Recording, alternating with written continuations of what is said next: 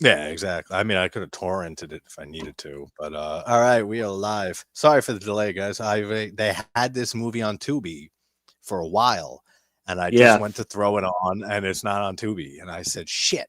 I said, "All right, where is it streaming?" And I Where's this looked, motherfucker? and Yeah. it's streaming nowhere, except for that link that Chris kindly dropped a little bit ago. That's the Yeah, reason to that's in watch the the movie. chat, ladies and gentlemen. If you do Yeah, not have it, I I have will. this yeah.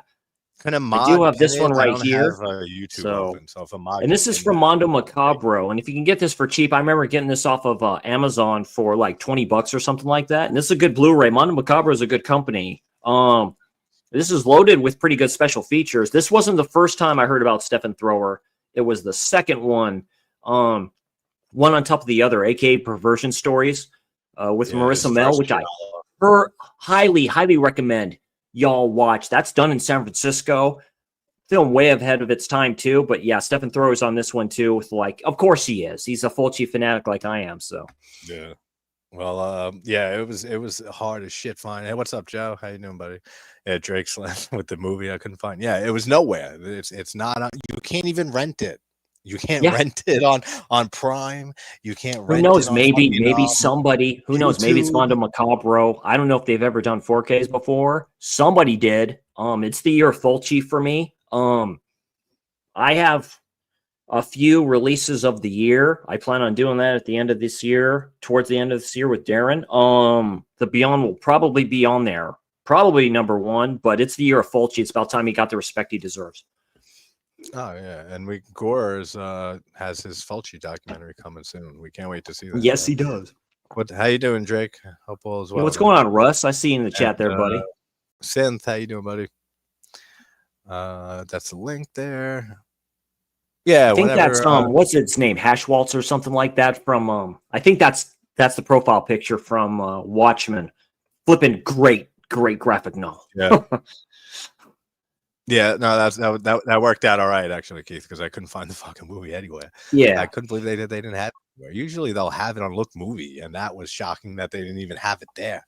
I said, "Uh-oh, that's like." I was starting to contemplate different ideas. I was like, "We might have another Fulci movie we got to throw on or something." some older films I haven't seen on couldn't Look find it. Movie through the kind of like what Justin at oh god, I forget the name of the site now. Hysteria Lives did like what he thinks are slashers, and it's a very good list of stuff I've never heard about. One of those being Homicidal, which I highly recommend, by William Castle. What a great, way ahead of his time director. Holy shit.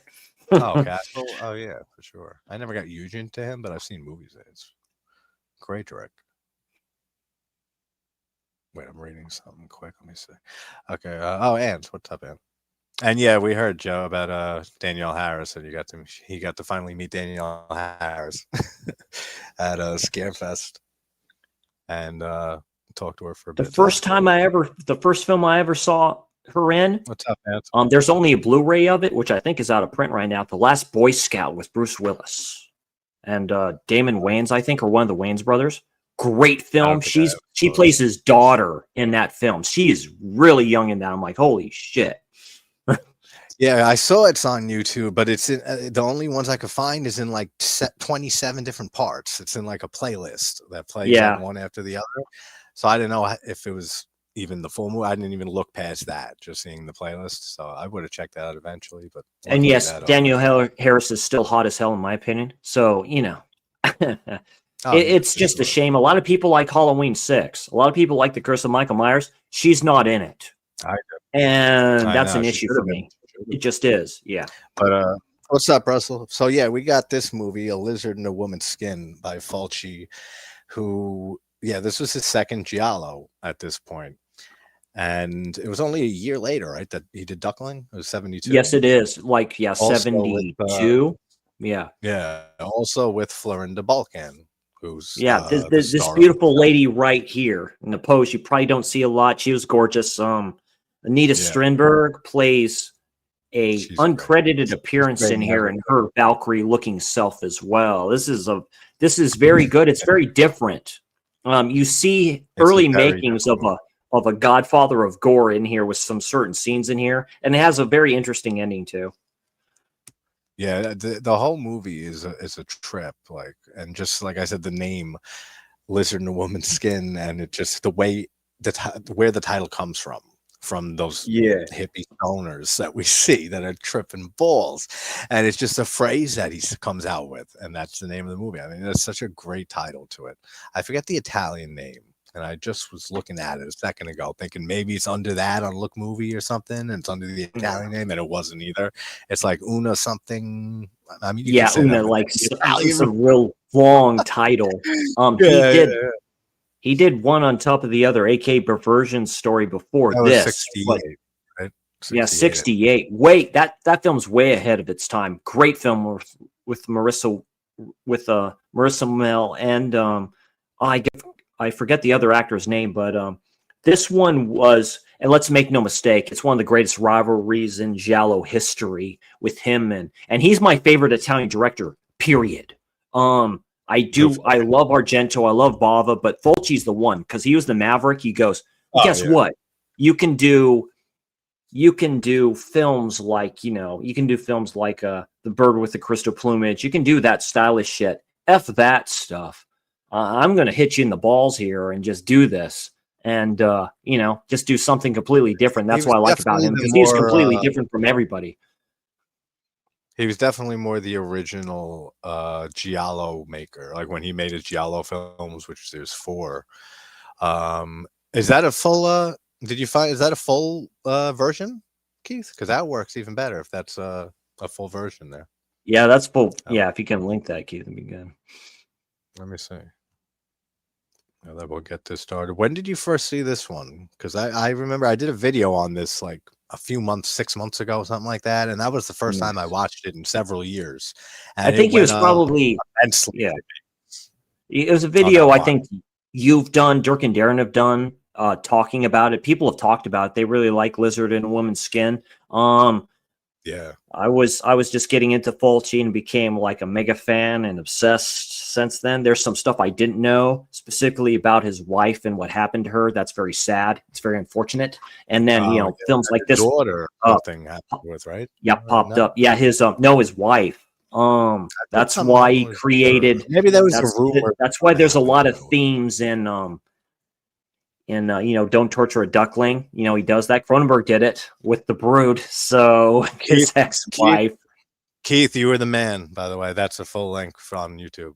Oh, very cool. Excellent. Yeah. Awesome shit. Keith, coming through. There it is.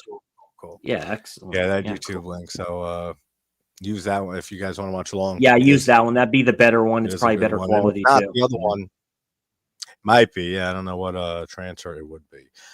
Before we get this kick started, the score in this movie is excellent, and that's one thing I want to talk about now, because I want to try to stay on topic with this movie, just because it's Fulci, so we love our Fulci. Yeah, yeah, absolutely. And we'll fucking analyze the hell out of it. Are you kidding me? Yeah. And so chat, don't think if there's something that comes up that's not related and stuff, and I'm not answering right away, don't think it's nothing personal. We're just sticking on the movie with this because we're going to be absorbed into this film because it's Fulci and this is our shit. Yeah, so it's like the movie that we're going to be just watching and talking about it. I mean, it depends on the movie always, but this one is fucking great. Yeah, this is such a great giallo. And on that last rewatch, and after I did that video, I really had this like a passion for this movie and a love for it that I never had the few times I watched it prior to that. I still need to watch Perversion Story, but the score in this movie, and that's why I bring it up now, because we can't show off the score on anything on this fucking platform without copyright issues or something. So we got to keep it low. But the score by Ennio Morricone is it is Morricone. Yeah, it is Morricone. How about that? How about that? Just making no mistake. Non whatever. I'll like I say, that type of dude, great artist for that. Doing stuff for him, Argento, because Fulci stayed with his main crew of people all the way up to the last film he did with the same crew of people was Manhattan Baby, and that's one of the greatest scores he's ever done in a film. Period. And and it just yeah. And he stuck with. I mean, Fritzi was scoring his movies for a long while. Yes, absolutely it was. I'll be right back. Give me a quick second. Yeah, no problem. And then when you get back, we'll hit go on it. But yeah, this one is it's such an interesting giallo film because it makes you think, kind of like The Psychic, but that is a little more actual supernatural a bit, like with her powers. But with this movie, it toys with you the entire film, back and forth, on whether something supernatural is going on and something weird is happening, or if, there's an actual logical explanation for things, which we'll wait and save that for later. But I love how they toy with that back and forth, because there's not a lot of mystery, I would say, to this movie, because Flinda Bulkin's character's, I think it's her neighbor, right? That she has like this, she hates her being there and blasting her music all the time in these parties. And then the woman ends up dying after Flinda Bulkin's character ends up describing a dream that she had about her being killed. And the woman ends up being killed exactly like in the dream. So you start, going through those possibilities. Is she nuts and she really did it? Or is there some type of supernatural thing at play here that she actually did see the dream first? She saw the kill in the dream. Yeah, that's a trip. Yeah. I love how they toy with expectations on that, because I said it's not really like a big mystery to the giallo here. Like, it's not like a traditional giallo where you're looking at suspects all over. It's either she did it or she didn't do it. Like, that's pretty much, that's what makes it interesting. Specifically, the ending. Yeah. Yeah, and there is another twist and turn thrown in there with some. It's not just her, but like I love how he handled everything with the reveal, all of that. Like it's a really good one. So, and Russell, I think I said hey, but hey, Russell, just in case I did not. Welcome everybody. Hope everyone's having a good Saturday night. We're gonna count this one down, and I'll do a 3, 2, 1, go, and then we'll do it up. So 3, 2, 1. Go. I love the credits too. Just that opening right there, like with the red and then the yellow fucking cast. Yeah, it's Ennio Morricone almost scored, it's very yeah. Sorry, Studio Canal likes to put their dick fuck asses. Oh, thank you for it. Right? Yeah, but yeah, to your point, it's very like I said, it's very like it is 70s, but it's late 60s. It's very yeah, it still has that post hippie movement stuff. Yeah, exactly. And I love that. Yeah, Jean Sorel is in here too. A very early, early part from him. It's like, music by Ennio Morricone, director. Oh, they did. That's great, Synth. He lives in the same. I think, Synth, you live in the same area I do. But yeah, he's on the West Coast. Yeah. Yeah. It was cool. Set designers, like everything is. Yeah, they did even that. Nice. Yeah, directed by Bruno Nicolai. Yeah. Yeah, I read that. I saw that. Yeah. Written and directed by Lucio Fulci. Yeah, I was really, really blown away with how much Tomasi and stuff like that. Yeah, written and directed by Lucio Fulci. Like I said, he is very damn good, dude. Yeah. Yeah. Yeah, I was surprised how high this movie went up. And then I was still shocked on how, when I did my video on Duckling a few months back, how I gave that movie so many chances. I tried 5 watches. Sometimes it doesn't work. It doesn't work. I know, it just couldn't work. It just doesn't work. I did appreciate it more than I ever have, but it's still, I would never really throw that movie on. Everybody creams on the original Scream franchise. I don't get it. So yeah, I love her. Sometimes it just doesn't work. I know Keith doesn't think too highly of Videodrome and stuff like that. I get that. I do like the Brood a bit more in Rabbit. So Yeah, here she is going through this like dream sequence of all these like naked people dancing and shit. How trippy it is. That and that's the thing, like you said, like it's the real like end of the hippie flower power movement and everything. Yeah, and it came out right, because it's the 70s, right? It's Grindhouse. Grindhouse, and I think Fulci saw that with the Grindhouse films. It's very Grindhouse. Vulcan was very. She's very pretty. She's very pretty. Like that black hair, the long black hair. I like that a lot. I like how she's the main character in this movie, and then I love her part in Duckling. Like, don't get me wrong, that's a huge positive. Yeah, as the gypsy witch or whatever. Yeah, like the witch gypsy hermit woman she plays. Yeah, and there she is. There's Miss Strindberg. There's Dirk's favorite. She's so gorgeous. There's Dirk's giallo queen. She's really. Oh, she gives two shits about doing full frontal and stuff like that, and why not? I have no issue with that. Like that, like I said, she is Nordic. If you want to do a Valkyrie, that's her. Like straight up. I just love all these dream sequences. The way that Fulci does them, it's a very different, like, it's like you said, it's tales of early Fulci. Like you see the camera work that he would gravitate towards, and like his famous, zoom in fast on the eyes, which isn't his thing, but it became his thing.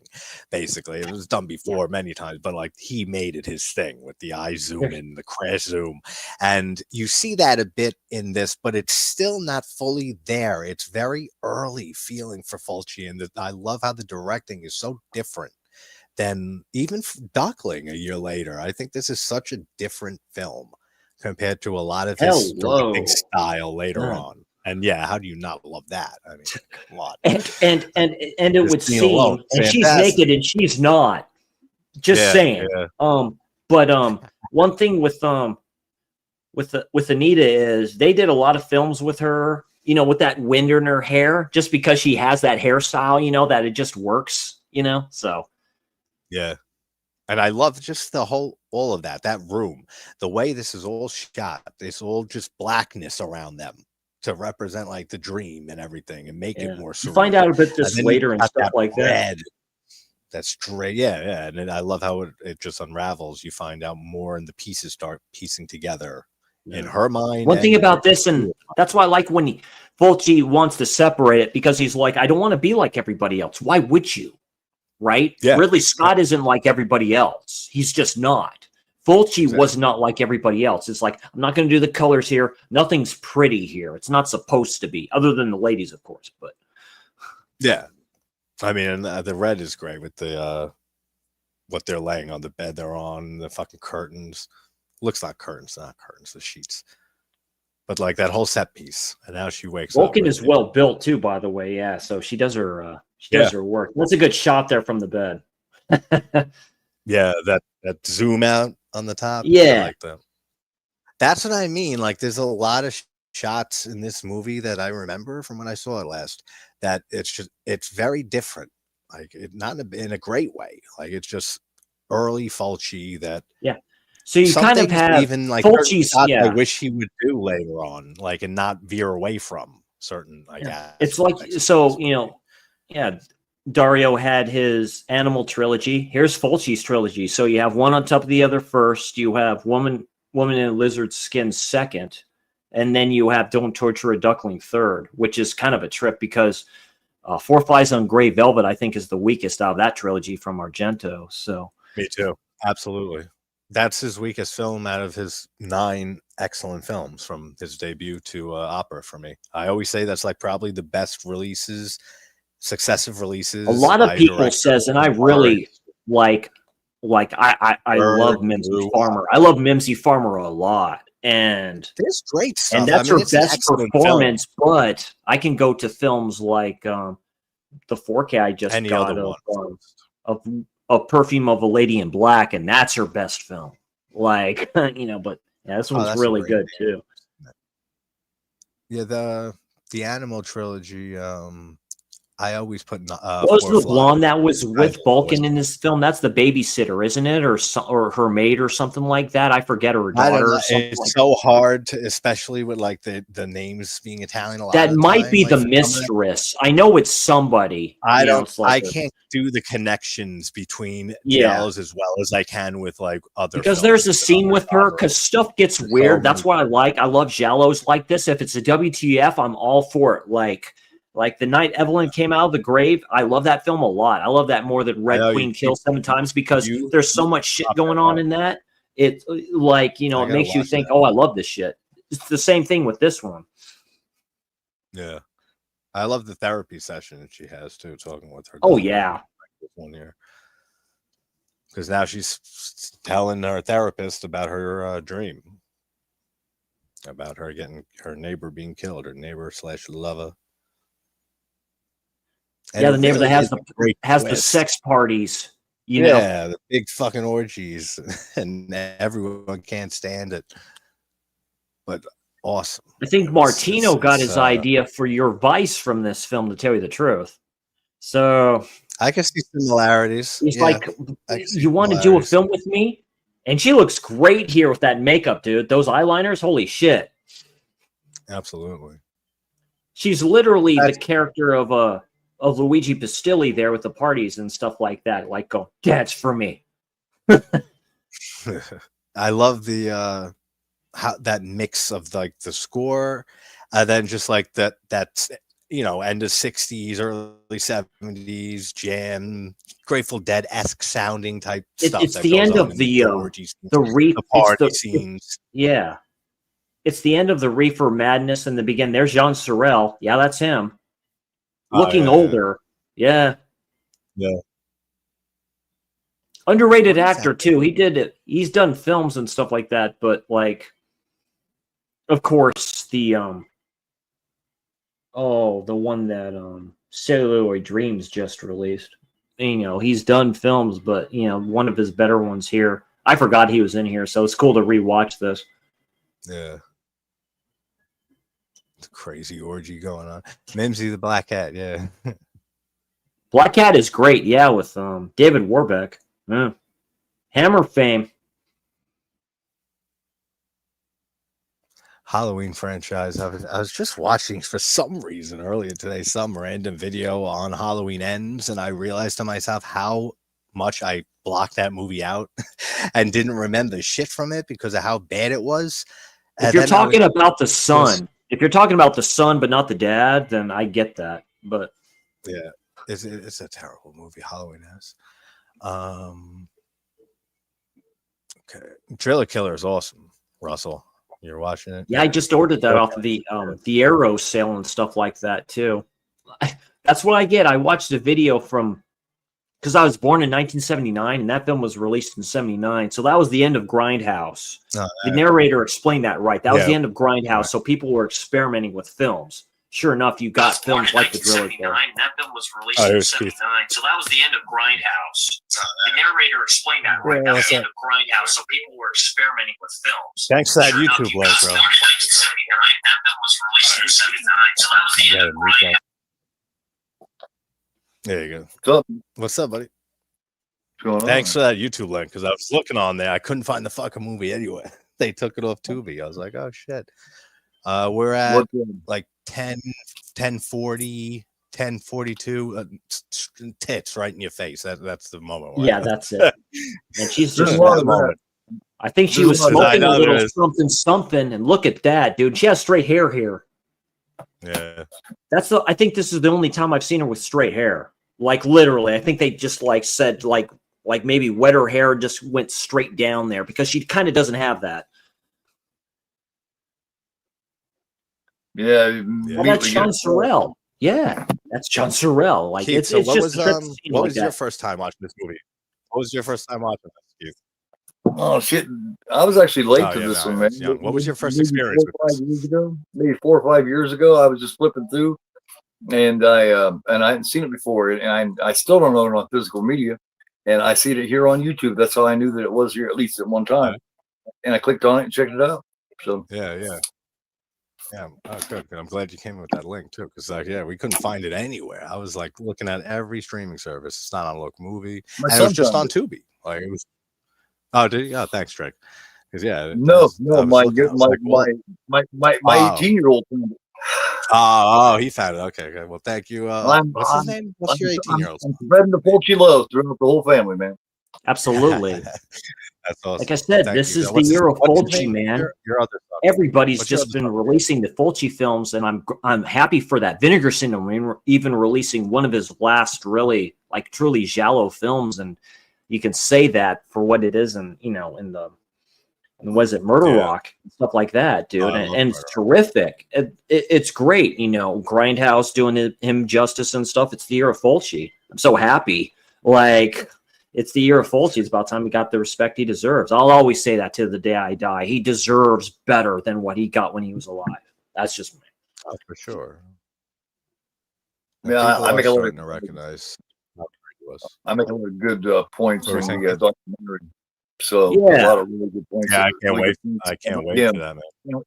And what the difference is between him and say Argento, where Argento is like a learned. As far as technically goes, Argento's the better, but as far as feeling goes, and as far as just it coming to him naturally, Fulci's got it. You know what I mean? Argento is a learned better director. You know what I mean? Fulci is a better natural feel. I get what you're saying. Because it seems people learn from loss, and with Fulci's wife dying, that really, I think that was the cause for films like Don't Torture a Duckling. He really wanted to go after that because, and Darren told me about that because I didn't know. That hurts. That really does, because I'm Catholic. I'm not going to talk about the situation with his wife. I mean, and he went after the church for that with every reason. You know what I mean? Like I said, because my grandma Angie was hardcore Catholic. I love my grandmother to death. Trust me. My mom living in that household during that time. Trust me. Stuff is dirty. You don't do certain stuff. It's pretty bad. I mean, fire, brimstone, all that shit. He goes heavy after the church in that whole fucking movie in Duckling, especially. It's way heavy. The kids praying the Catholic church, man. That whole film. The kids praying in the church where you see death in the background and stuff like that. He did that for a reason. I get that. So yeah, he just mentioned delirium. He just mentioned delirium. Yeah, that's a good one. Yeah, there you go. That's cool. Man, it's just a trip knowing who Jean Sorel is now, and just watching him here, it's like, wow. So he had an all-star cast here. This is a trip. Yeah, he had an all-star cast here. I think this is one of his best casts, actually. Yeah, no, it's kind of true. There's something like getting Barbara Boucher to do a role, and that is the only role she played in a Fulci film, which is a trip, man. That's my giallo queen. I love Barbara Boucher. My God. So, this though, this really good. Getting Bulkin again and stuff like that. So it's cool getting these regulars back to do that. So that means he respected them, they respected him in an aspect. You had them and ran right back to back, like year after year. It was right the next year. Short Night of Glass Dolls. That's the film I was thinking of with Jean Sorel. Great film. I think if Bulkin hated gore. Would have been 10 years younger if Bulkin had been the age she was in, say this, or in Don't Torture a Duckling, in when he made New York Ripper. I think she would have played the role. Oh, yeah. She would have. Oh, you're saying, all right, so you mean if she was younger, she might have kept going as a regular in this film. I could have seen that, yeah. If it had been she had darker skin too. I like that. If it had been 1972, if it had been 72 instead of 82, it would have been Brenda Bolton playing the role. Yeah, they're doing a little something in there. Yeah, they're doing a little something in there. So I think what is it? A husband's having an affair, I think. So because she kind of put you in mind of Bolton. Oh man, I'm trying to find a new Flint for my wife. What a It's funny because in a film with Strindberg, A Tropic of Cancer and stuff like that, she has kind of a dream similar to this, which I think it's very interesting with those. Tropic of Cancer is a very good film, by the way. I really like it a lot. I'm surprised. I never. And see, here's where you get the Fulci. This is where you get the Fulci, right? All the dead people in the chair. Look at that. Like, it looks really good. Makeup is great there. Yes. They really look fucked up. Yeah, this is a creepy part, man. This is just odd. All the dream there's where sequences, Fulci right? gets his gore into and stuff like that too. Look at that. You can't do that in other films. Yeah. See, that's why he's the godfather of gore for Italian films. And he's just learning how to do horror here. This is what was it? The Swan? Ah. Yeah, this was early on, Keith. He was very people make fun of this shit. I think it's great. I mean, the shadow of the shadow of the bird. The hokiest out of all of it, I think. But like the bird itself looked all right. Like, it doesn't look bad. Hello. But the shadow of it, like, you could tell they put that shadow in on post or some shit, and it does not look that good. Boy, Strindberg just doesn't give a shit. She does not give a shit. She's like, I know I look good. I know it. It's fine. No issue whatsoever. Fulci didn't care about his shit looking perfect. I mean, look at this. Fulci's probably sitting there in the background smoking his pipe and stuff like that. He goes, "That's pretty good." He didn't care about. He didn't care about what that. You're saying? He cared more about the message that he was trying to give rather than it looking perfect. I mean, like I said, look at the spider in the beyond. Look at the bat in House by the Cemetery. He didn't care about that perfection shit with that. He cared about. That's the most annoying, longest scene like in history. Yeah, this is the part where she stabs her with that knife and stuff like that. Damn. She goes hardcore with that. That's what was important to him. Oh yeah, for sure. I mean, he didn't care about the realism as much, you know. Yeah. Why do you want to capture? And that's what I mean. This is about escapism, right? Yeah. That's the thing. It's like it's about escapism, right? You want to be taken out of the crappy existence of the real world and brought into this. Hell, I'd live in this shit. I mean, come on. Style over substance. You know what I mean? Absolutely. Yeah, exactly. Which is a fair criticism, as we always say. Yeah, these two. Italian horror. These two, they show like the hippie chicks. I think the hippie people right here that she gets the drugs from. I think. Yeah. All the shots of them leaning over on that balcony, Keith. Isn't that some shit? That's one of the best shots in this movie.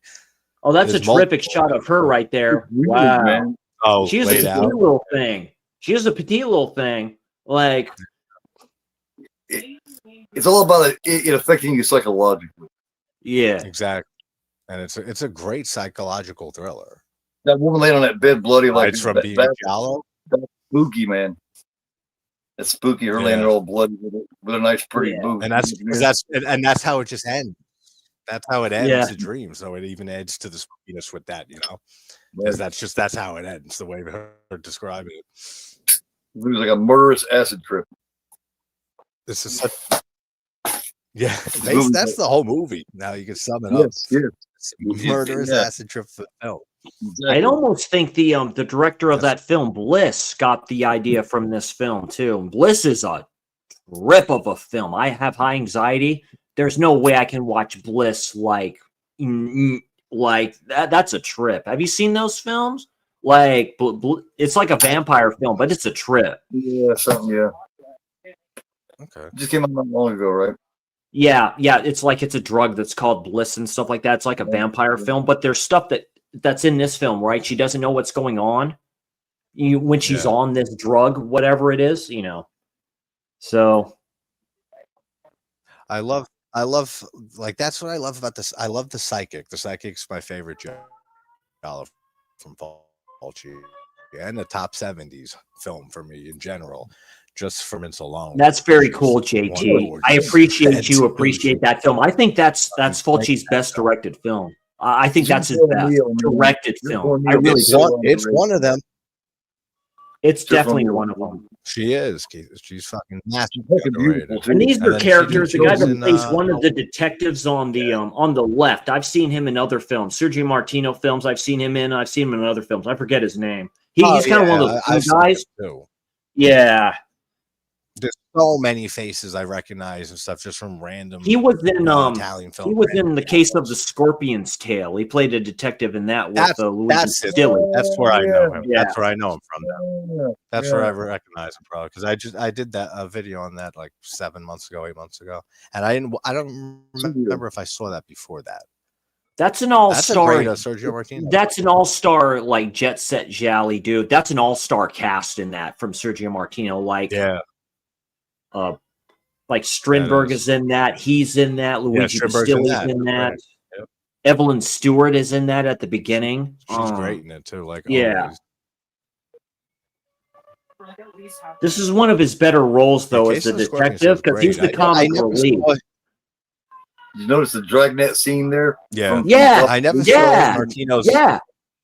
What? That was straight from Dragnet. Yeah, I did. I looked actually right at the phone. It's rare to get it. To me, it's rare to get a good detective in the giallo. He's probably one of the best detectives in the giallo. I'm serious. Like he's one of the better ones because of his attitude. Well, yeah, because you got so many incompetent ones and stuff in these movies. Well, and a lot of the times stale to tell you the truth.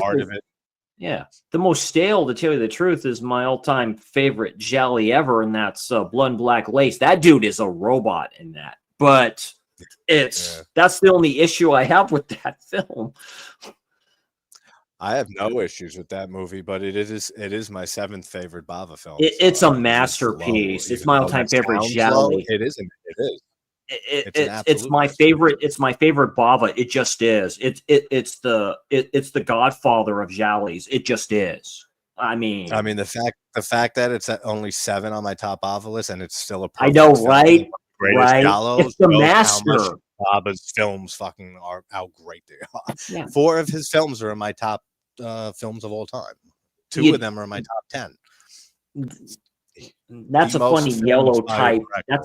That's a funny like yellow type scarf she has, by the way. I like that outfit. All of the outfits in this film, because as we've said, it's right off the brink of the hippie movement and everything in the 60s and right going into the 70s. That's the thing. This is more... I love the style there. Yeah. And I get what Argento was doing. That separates him, of course, from everybody else because he added the more flashy type stuff, right? Oh, and well, this is more Grindhouse. Well, this is Grindhouse. Yeah. Oh, yeah, it's definitely more exploitative for sure. I mean, especially with the dog scene, which when we get to that, we got to talk all about those effects. But I forgot where I was going with that. Something with with Argento, for sure. But I don't know if this movie or half the giallos we got in the 70s would even exist if it wasn't for Bird. Because absolutely really that's a quintessential. If you want to start, that's a quintessential giallo. That, to tell you the truth, it's a double feature. It's that and The Fifth Chord. Those two are terrific giallos. Like Franco Nero.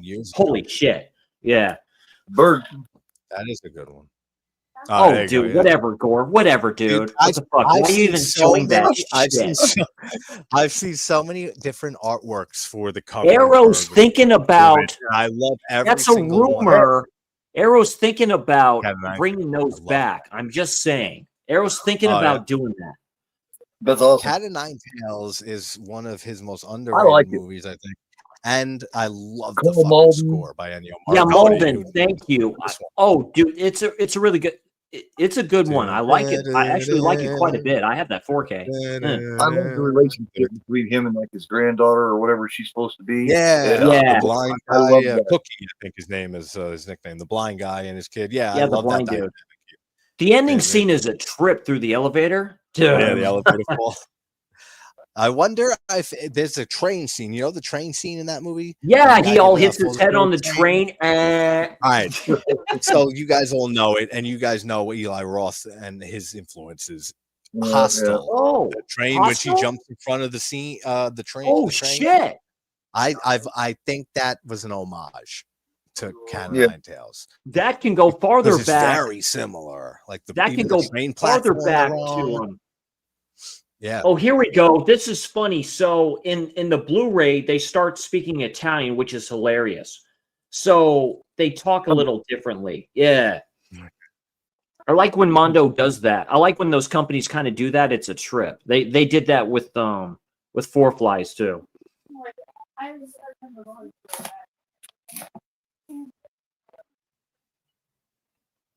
Oh, shaky cam there a little bit. He's like, okay, I'm centering it. Give me a second. Give me a second.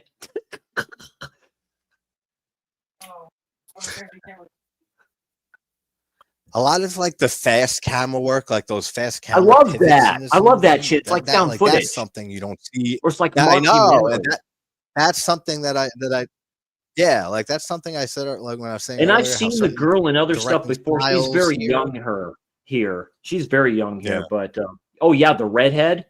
That's the one I think that's having an affair with the husband. I think something's going on here. It's been a minute. I don't remember. Yeah, I don't remember the whole subplot, like what her husband's up to. It's been a while. Whenever I did that video, but those are like some of the camera work decisions that I was saying earlier that I feel like he didn't abandon, but mostly like you don't see that in later Fulci stuff as much, which I wish he did. Keep that type of those type of shots. Oh, that's a great shot there with the phone ringing. Holy shit. Yeah. Sorry, it's the little things. It's the little things you see. Yeah. It really is. I mean, that quick little shot there when it shows. This older lady and stuff like that, dude, paying for it. You see the dude in the background. Yeah. She looks like the woman from Rosemary's Baby, that woman who was just on the screen. Hail Satan! Hail Satan! Hail Satan! Minnie, I think it is. Minnie. Something like that. Oh, this is when she gets the phone call. She's on the phone. She's like, bye-bye.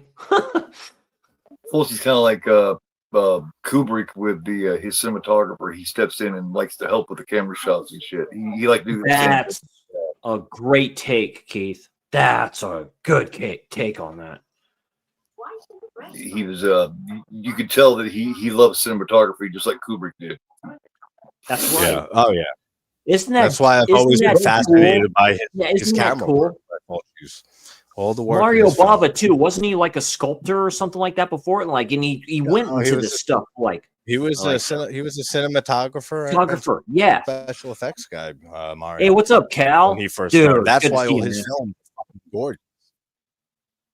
Because he started it. And you work under great directors like he did. And you know, that's how it works, right? You work under these directors. Yeah. Yeah, they all worked under Sergio Leone and then under Bava. Once Upon a Time in the West, which a lot of people consider one of the great Western films ever made, Dario had a part in that, like in production of that. So Leone passed it to Bava, and Bava passed it to Argento and Fulci. You know, basically. Yep. Yeah. Yeah, that's exactly the order. I'll always say that. I'll always say that, even though each one. Yeah.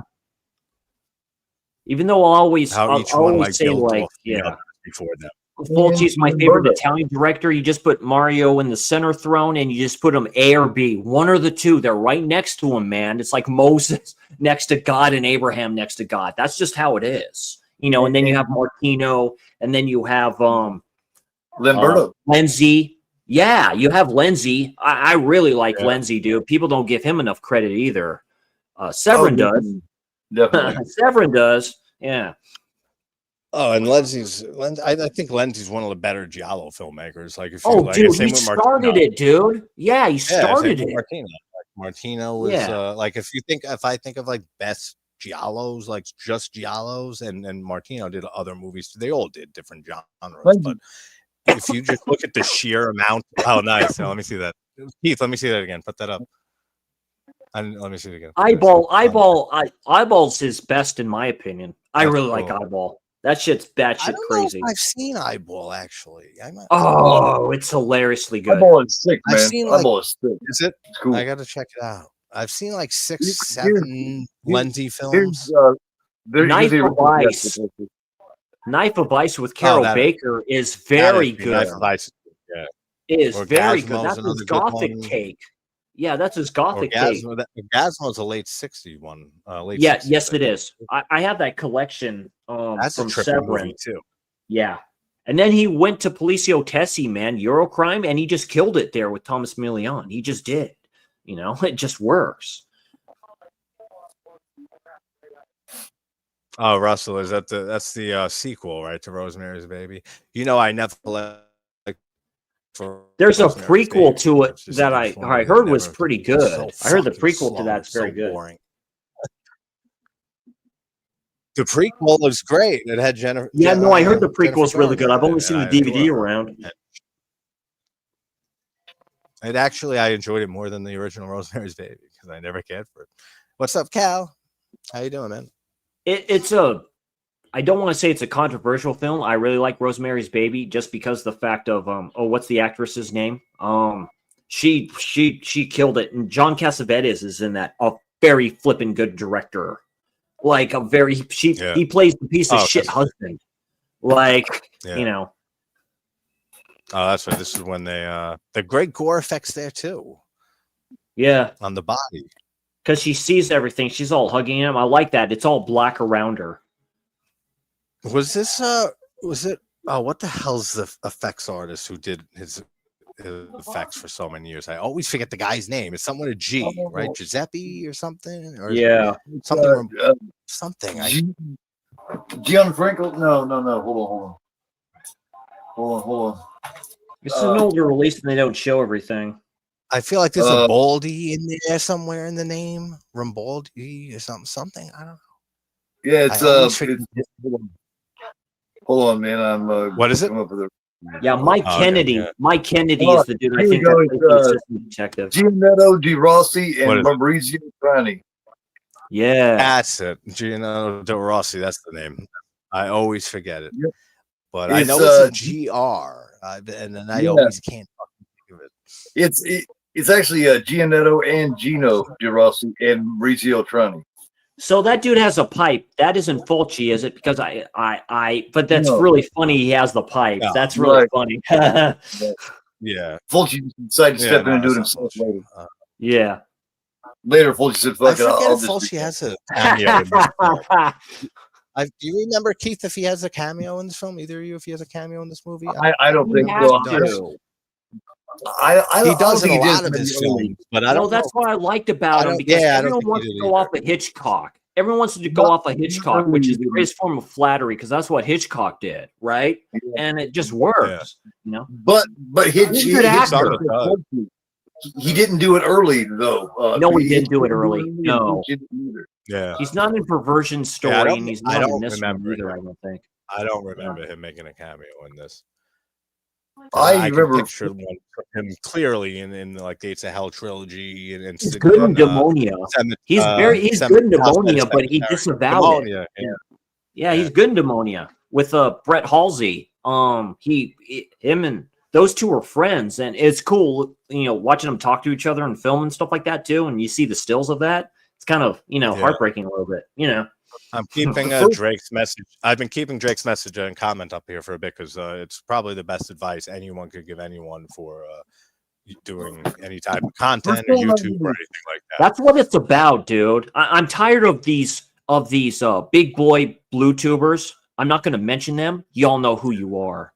That like to do videos for shock value, talking about films they don't like I don't say. The Rob Zombie films and stuff like that. If you don't like it, don't fucking watch it, dude. I'm tired of the bullshit. I mean, I really comes down to for anything. Go F yourselves if you don't like it. We're never gonna get to that point, unfortunately, because there's so many stupid people. One of the comments if you don't like something, move on. I don't see the whole. One comment was, and one of the videos I watched was like going, I think like the whole Friday 13th franchise is mid and stuff like that, dude. I'm a tall, skinny son of a bitch. If you want to fight in the backyard, go ahead, dude. I mean, come on. Like, really, dude? You're just another Gen Z fuck that doesn't know what the fuck they're talking about. That's all you are. So. Wilson. Thank you, Keith. I'm glad you can laugh about that. I know it's stupid to say stuff like that, but it is what it is. You take care, Joseph. I was reading. I'm totally entertained by it. I'm just, it's still entertaining to me. It's like, hell yeah. I mean, it's true. 99%. Drake, you would kick my ass, buddy. I see you there. I see you, bud. You would kick my ass. Make no mistake, I have a healthy fear of you guys. A healthy fear. Like, I don't, No, that's just like stuff that I used to say all the time. You know what I mean? But I've gotten old now, and now I'm kind of going that fucking. Used to be like, motherfucker, fuck you. Now I'm just like, oh, okay. Oh, that's where they're questioning all the dudes that I think they're at that party. I was just going to say. I was just going to say, this is when they bring in these are the hippies. The stoners and all this shit, too. Like, I don't know. Like, Honestly, what's the poster that's in the back? You see the poster that's in the back of him? It says, don't let them get away with it. Oh, yeah. Okay. These cops are always so stuffy. The hair a little slicked back. They always had these suits on or these hats. Yeah. And they just overly made this guy look like a crazy hippie. That's the shots of him and the other one, honestly, like on the balcony that we see in the dreams. Those might be some of the better shots in Fulci's whole filmography. Like he's always had good makeup, man. And then he's like, he probably looks at those films and he's like, because I knew he watched his own films. You have to, as a director, I think, of course, watch your stuff and be like, he was all about this film coming up called Dawn of the Dead. I can do better than that. He's all about I can do better than that. What does he say? He's about what? He's all about the experience. Fulci wasn't even the first choice to do zombie. Something. Yeah. This other director dropped out, and so he decided to take it. And did you know he didn't even agree with the shark scene? He didn't even want to do it. He didn't, yeah. Somebody else directed that scene. I have. I didn't know that. Yeah. I have Troy Howarth's. I always thought that was interesting. It's like right up his humor. About that. Yeah. But then he admitted that he was wrong about it because it worked really well. Yeah. Oh yeah. Yeah, he just tossed something. Yeah, he's like, get him out of here. It's one of the most memorable scenes in Zombie. I mean, or any zombie movie. I would know, just for how absurd it is, and how crazy. Yeah, absolutely. Yeah, that's how many of those there are in that movie. One of the most many iconic scenes there are just in that movie. There's more in that zombie movie, I think, or at least just as many as there is in any zombie movie. No, it's very true. It's top. Hand it's coming top out 5 easily on the island. The hand coming up when the score kicks in at that point. Same like in City. I mean, that's one of my favorite endings there in City. But I acknowledge it's ripping off Zombie from before it in certain aspects. But I think it just does better. I really come around to that one, man. I really come around to City. It's funny how they wear the hat sideways. I noticed that she wears the hat sideways. I think that's a trip. I think they originally did that if the sun is out and stuff like that, so they put it to the side like that. She's all bundled up with her hair. Oh, she's dressed just like that woman. She's dressed just like that woman right here. She is. You're right. Yeah. Yep. There they are. Yeah, there's the two. Yeah. Okay. Yeah. The foot woman. The foot woman. The eyes, see that? You get that from the Beyond, right? The eyes, right? They're all white. You can almost put that's funny. You can put that in like a quadrilogy, right? Gates of Hell. There's like 50 different shots. I know, right? Going to the I always joke. I always joke that something happened to him. He must have got like poked in the eyes as a kid all the time or something. And then he said, I'll fucking show everybody. I'll start making movies and I'll start showing eyes mutilated left and right. They will regret poking me in the eyes, those bullies back in the day. Yeah. This was filmed. I need to watch the extras. This was filmed in Italy, right? So it's like the bus that comes up and stuff like that. It seems very British. Double decker. You'll be sitting up on top. I seen one on YouTube. There was somebody was doing a thing and they tried to go underneath this bridge. And there was people on top of it. And he about fucking skinned all their heads off. He tried to go a different way. I was like, damn. Fired. Darkest, yeah, I like watching creepy shit like that. Yeah, internet's darkest videos and stuff like that. Yeah, if you want to go down that rabbit hole, shit. Oh, and it's always a rabbit hole. This bridge has got great personality, man. This bridge has got great personality. That was a great show. That's nice. Yeah, it does. Yeah, I was looking at the color behind it, though. Yeah. Oh, yeah, she all looks down, and you see these spots, too. They did this in Torso, right? You have these spots where these beatniks, right? They all hang out and shit like that. Yeah. They're like homeless. I think they're homeless, really. Yeah. Beautiful fucking redheaded chick, and she just sitting there smoking a joint, and two dudes are touching her tits and shit. And she runs off. The dude has like a full she's full head of hair. Gosh, she was hot. Feel me? Yeah. And she is. And they're like so out of place there. It's like, give me a second, right? This is where it gets interesting, where she goes, talks to them and stuff like that. So there's more going on than you think it is. Who's the blonde? Yeah. That's what I love about this. That there's, the one who just walked up.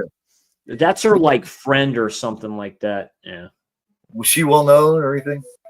Or is she just I recognize a lot of these people, but some of the major ones. Too, not her. You know what I mean? I get so much time I've ever seen. I don't recognize her either. I don't recognize her from anything else that I can think of. She may have did shit earlier, like in the 60s. You know what I mean? She may have did shit earlier. That's why we don't recognize her. Like I say, this has a great special feature. Whenever you hear Stephen Thrower, dude, God, he can go on for days, and that's what's cool about it. He can go on for days, and didn't Umbrella do this? So can Ernesto Gastaldi. Gastaldi can go on for like 3 hours. Like, if you just say, what do you think about this film, and then he'll talk about his other films in like a second. Chris, who put this out about a year ago? Was that Umbrella? Mondo Macabro, this company right here. They put out this and one on top of the other, aka Perversion Story with Marissa Mell, who didn't get enough roles in my opinion. She was flipping gorgeous. I think Umbrella put out one too, man. Hang on, man. I think they did. I know a 4K might be coming. I mean, you guys are all the experts with the physical releases. I don't know any of that shit. Well, because I know the transfers for Bava are fucking gorgeous. That's one thing I do know. I'll be open here. If Orbit would have gotten it from Umbrella or whatever it was, or Imprint or whatever it was, I would have gotten the keep, but they don't want to do it because Vinegar Syndrome decided to be dicks about it. And be like, no, cease and desist. And I was going to get it from the site, and then Ben Grimm mentioned, nope, can't get it. I like the keep. I was going to pay $200 for it, though. That big I wasn't going to do it. Yeah, they had that big ass set, yeah. The thing is that comes with the same type of stuff that the Vinegar release. Well, of course, extra stuff. I think it comes with the actual book or something like that, or the script. There's supposed to be an uncut version, but that's off topic. But it doesn't exist. Yep, it's Umbrella, a nice big fat hardbox set. Umbrella's a very good company. Yeah, Umbrella's a very good company. Yeah. I like Umbrella. They're Australian. You could probably get it. Yeah, like Hammer. Hammer released. Hammer's been releasing great Evil. sets. Yeah. Also, Warner Brothers is up for sale. Just so y'all know, Warner Brothers is up for fucking sale. So, Mr. Zaslav, you haven't done your due diligence. That's what that tells me. He hasn't done his fucking due diligence. So, whatever. They're doing the same thing Disney's doing. Like when they license some their stuff off to Sony, what have we seen from Sony? What have we seen? Nothing. So later, Joseph. Have a good one. Yeah, you have a good night, Joseph. Yeah. Yeah, Joe. Take care. He had a busy day. Yeah, talking to Daniel Harris. The horror guy again. You notice he's back to being the horror guy. Yeah. Well, he said his channel got taken down or something like that. So I'm like, good. He just always deletes it, man. Keep this channel, Joseph. If you're listening, keep this channel, dude. Do what you do, dude. Trust me. It's like, do what you flip and do. F the haters, dude. I swear. Exactly. But just, you always delete the channel. This is where he brings out the pictures. Do you recognize this man? And I've told him, you can just keep the channel. Just post a different video. Just be careful who you associate with from that angle. A little bit. Wasn't that the one? Was that the one we were talking about earlier? Yeah. Was that the one that we were talking about earlier that looked familiar? That's funny with the picture. They put this thumbprint or something like that on the face of the dude. That was a trip there. She's so much better looking than she was outside of Duckling. Duckling, she looked all fucked up. I mean, you could tell she was attractive. Well, yeah, because she was like dirty. Yeah, no, she's much better like looking than this. Much better. Look at that, where it matches and stuff like that. This shit's ahead of its time. Very good procedural stuff. She was almost the chick from Terrifier. You know, I think that's where they got the idea. Yeah. I know Drake really likes Terrifier a lot. There's a lot of stuff in that film going on. So do I. I like the first Terrifier. Yeah, I love the first Terrifier. Dark, man. It feels so cheap. It's extreme. It's supposed to be. Yeah, it feels mean. I like mean films. The other two had a higher production quality, and the movies weren't as good, man. To me, I like Damien Leone says the fourth is going to be his last. I believe that. I think he sees the writing on the wall for like a lot of things, so that could probably work better. But she's just she's so much. You shows her skill, man, because she's such a different character in this. Vulcan is. Russ, you don't need to see the Stranger Things television series. It's garbage. And she's so good at it, man. She comes off like she's just, you know. Yeah, look at that. Like she looks kind of normal here, just like in The Psychic. You know what I mean? And yeah, she's very pretty. She's got dark eyes, and they just look, you know, her skin's darker too. I noticed. I like the build of her face and everything like that. That's straight black hair, almost like she's Indian. Like you're not sure if she's guilty or if she's crazy or if she just doesn't know what's going on. Look at that statue. That's a trip. Yeah. You're right, JT. This is a very good score. You hear that? It's a great score. I mean, it's so underrated in Fulci's catalog for sure. I feel like this is like, you see how the camera pans the Count of Nine Tail. Yeah, that pan down is great. Yeah, all the movement shots. That's a hallmark of all European filmmakers, man. Score. Yep. Yeah, it's very true. There's a lot of Italian movies that I don't care for too much, but because of the score, I watch it more. No, scores kills it with film. Just because of the score. Yep. I don't make it with the keep, but the Tangerine Dream, that group makes films what they are. They made Thief what it is. They make the Keep what it is. They make Legend what it is. Dude, even like they're song in Risky Business in the 80s. Risky Business, yeah. I would like what Goblin was for Argento films and other films too. Goblin did stuff for other films too, but you know that it just kind of works, right? So yeah. I was glitching out there for a little bit because I had some pop up from Windows and I didn't realize it. And I just saw it and then I said, Windows, leave me alone. Yeah. Because now they don't support Windows 10 anymore because this is like an old. No, they don't. No, I still have Windows 10. Yeah. Yeah, I do too. And I'm not going on any questionable sites. So it hasn't changed anything, but it's just they're not going to get, we won't get any updates going forward like for Windows. Which is fine. I need a new laptop eventually. Why don't you get another PC that costs $1,000? Yeah, that's what I just said. Yeah, I'll be getting a new laptop by the new year. I'll have a new. Yeah, I'll run right now. No, that's why I said by the end of the year. Right now. That's why I said right by the end of the year, or by the new year, probably. I'll be the dude with the older man with the glasses. I recognize. I've seen him in other things. I've been saving a bit for a new laptop because I've been using my phone more than my laptop to edit, like for videos for the channel, for TikTok. I use CapCut on the phone.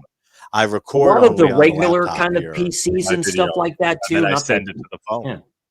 Not the gaming ones have a built-in camera anyway, right? Like the HP ones, and they're like $500. I mean, they're even the mini PCs. Those little guys are like probably about this big and stuff like that. They're like, you can get them. get up black there. setting, man. There's a lot of black settings in this too. Like you'll see people talking. It's very dark. Black in the back. Yeah, it's just the shadows are good. Yeah. I wonder why. I mean, it's just pitch black behind them. You know what I mean? Good transfer from them. Really, just like the dream sequence, Keith, at the very beginning. A lot of the dream sequence, but the main one to open the film, and I was saying that it's just like black background, and then it just focuses. Think of like Carpenter in Halloween, with how the light only illuminates the couch in the living room where Laurie's at. You know what I mean? And it's like strip the rest of the room away and make it a black void. And that's how the dream sequence is in this movie. Exactly. Yes, that makes you focus, just like on the black background there, where they had like the orgy or whatever going on. That chick was laying dead in the bed. The sheets were all white and shit. Everything around her was black. Yeah, that's what I love about the dream sequences. They're so well done, and the black. You have no choice but to focus right in on the light. You have no choice. Yeah. Just by the absence of light and the shadows there, it forces your eyes to go right there, because there's nothing. And there's nothing to look for in the darkness, because you know it's not that type of movie. You know there's nothing there. It's just all focus on this is a fucking insane nightmare going on right now, which we find out later isn't fully a nightmare. Focus around her dead, naked, bloody body. Yeah, which was just as pretty dead. I love that car. Oh yes. Oh, he's smoking more bread. He's smoking Cowboy Killers. Not good for him. Not good for him, but that's what I used to smoke. So many cigarettes going on back then, man. It was everybody smoked. I know.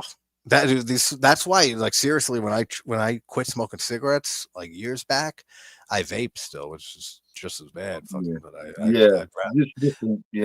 but just as bad. When I quit though, it's the worst thing when you're trying to quit, right? And you're watching movies from this period where every fucking character smokes a cigarette, and you're sitting there like, all right, 2 days no cigarettes, great. What am I going to take my mind off tonight? All right, I'll throw this on, and then everyone's smoking a cigarette, and by the end of that, you're smoking a cigarette. Oh, it's over. I'll quit next week. Oh, I've had a million times like that. It is so many things, but cigarettes, I don't know. I don't have a whole lot of faith in me being able to quit cigarettes, man. I don't know. Nicotine's the hardest fucking thing to quit. Yeah, nicotine's the hardest fucking thing to quit. It really is. Yeah, they say it's more addictive than heroin. That's crazy. Yeah, I've heard that my whole life of them saying it. I believe it, crazy, because I mean that shit is even though I think I've smoked like 2-3 cigarettes in the last 5 years, maybe. Like just a random, like if I'm out somewhere with some friends, I'm at a drink or two, which is rare for me to drink. But then I'll have like a cigarette. But I don't even like it. Like even just as soon as I light one up, it's like, disgusting. And that's why I never fucking smoke anymore. I like that about alcohol now. That way, but now with the vapes, I've been on for years, and it's just the same nicotine you get. It's like nicotine's the hardest fucking thing. Who is this chick? I've seen her, but she's fucking gorgeous, man. Oh yeah. What the hell's bones right now? Yeah, I love that. I love that how it pans to the guy taking the shots with the camera behind the bushes there. That's just a cool transition, shot there. There's a lot of that in this movie that I feel like he abandoned later on, like for better or for worse. Some things didn't work for his later stuff like it does for this movie because it's so different. That thing was so giallo, man. They're making out fucking, and you got the dude up here with the camera. That is so giallo. Yeah. And you're right about how Balkan looks so much more attractive in this movie. They purposely made her look crazy and shit for Duckling because they did a good job. Character. Oh yeah, they did a good job. Like I said, she was so off her rocker, man. She kind of come off like the chicken Terrifier with the baby doll. Yeah, and that's why I put Drake's message up there. I said the brunette in Terrifier is fucking adorable. Yeah, the first one, right? Like before she gets killed, not her sister Vicky who comes and gets her face. Right. Yeah, the first one. Yeah, Tara, right? Her name. The woman that Art was wearing her skin and shit. Yeah. Yeah. Which is a great scene. That's a fucking great scene. Because after they're dancing around, he was so proud of himself. But yeah, man. Awesome. I know damn well that Damien Leone, was paying a little bit of homage to that. He had to have been. Yeah. I thought like Silence of the Lambs, Buffalo Bill too. Oh yeah, man. I mean, Somewhere. well, I mean, you know, I mean, that's kind of like the first thing you think of, like Heat. with Lecter or anything like. So it makes me think of that movie. So he was at least paying homage to Geen, you know, and all that. Yeah, exactly, yeah. Because they based 3 horror icons off of Geen. It was Norman Bates, right? Leatherface, and Hannibal Lecter. Yeah.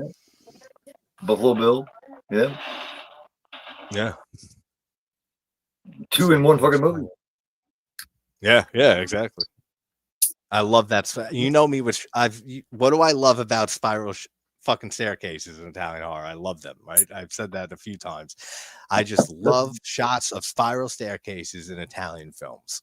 It's something, it's a small thing, but like Kill Baby Kill, you know, that's in my top 10 movies and my favorite ghost story. And that the colored lighting on that staircase in La Villa Grops, and he shoots it like with that that bava thing where like it mimics like kind of like I know what you're talking about, going in and out fast, like the fast zoom out, zoom in. That's a great shot because those are the small ones. That's very claustrophobic, right? That camera is right there on top of her, and she goes up next to the psychic. This might be her best performance, to tell you the truth. Like, I need to look more into her filmography and stuff like that. She's a great woman in peril, right? That's the kind of term I use. Oh, this is the scene here with the dogs, right? We're about to get, we're going to see that here in a second.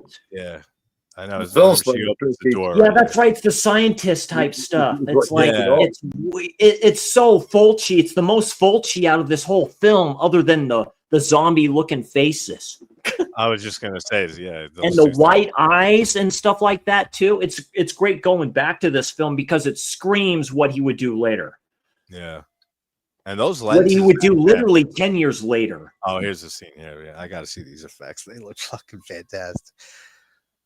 Yeah, so she thinks something's about to happen to her because she sees the doctor holding the scissors up, and then that light goes off. Yeah, he was finding his passion here. He really was. He was finding his passion. Yeah, he did comedies before this, right? They all do, but comedies. Yeah. He did the funny man, straight man type.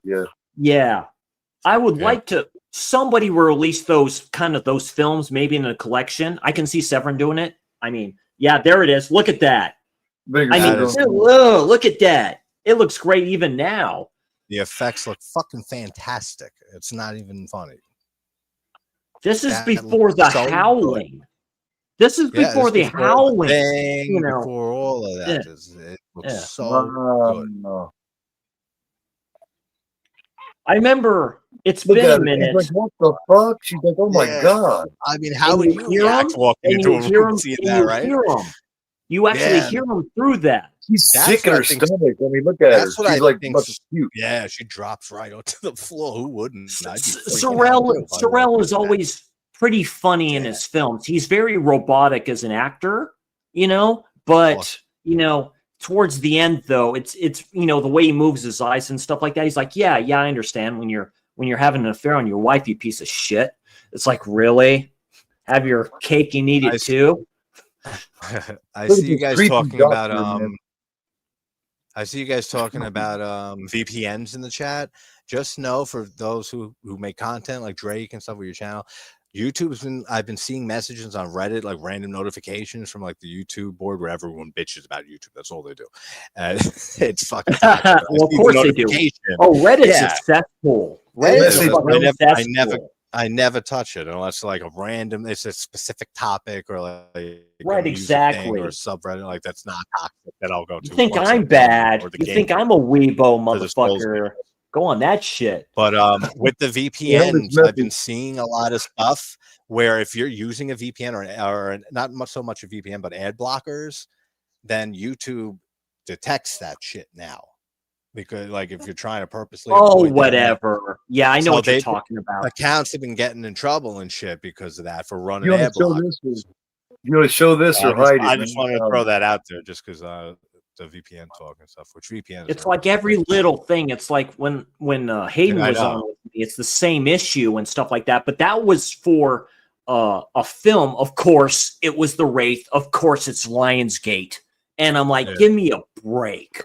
It's like, it's not even, you don't hear anything. Yeah.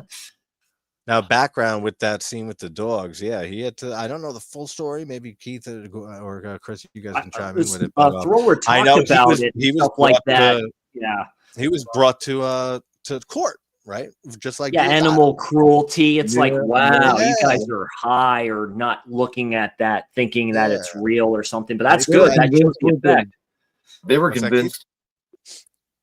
Before Diodato did anything, Fulci did it, you know.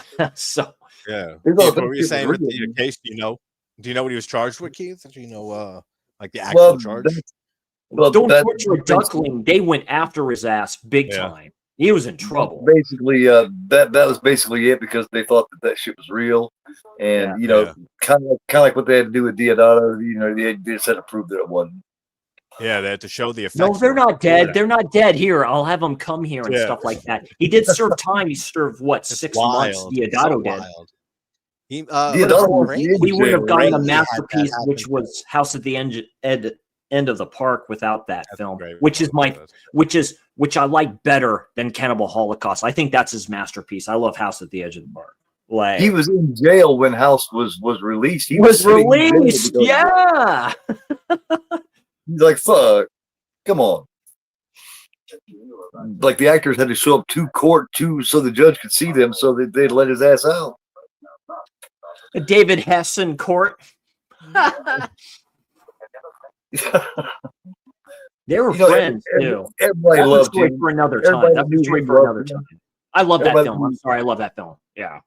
Everybody that knew David Hess just loved the shit out of him, man. I've seen so many people, they got different tributes on him on here. Not to get off topic, but man, they fucking just loved him to death. Everybody that knew him said he was such a great guy. His ex-wife, soon to be ex-wife, was at the start of that film, by the way, in the car. That's her.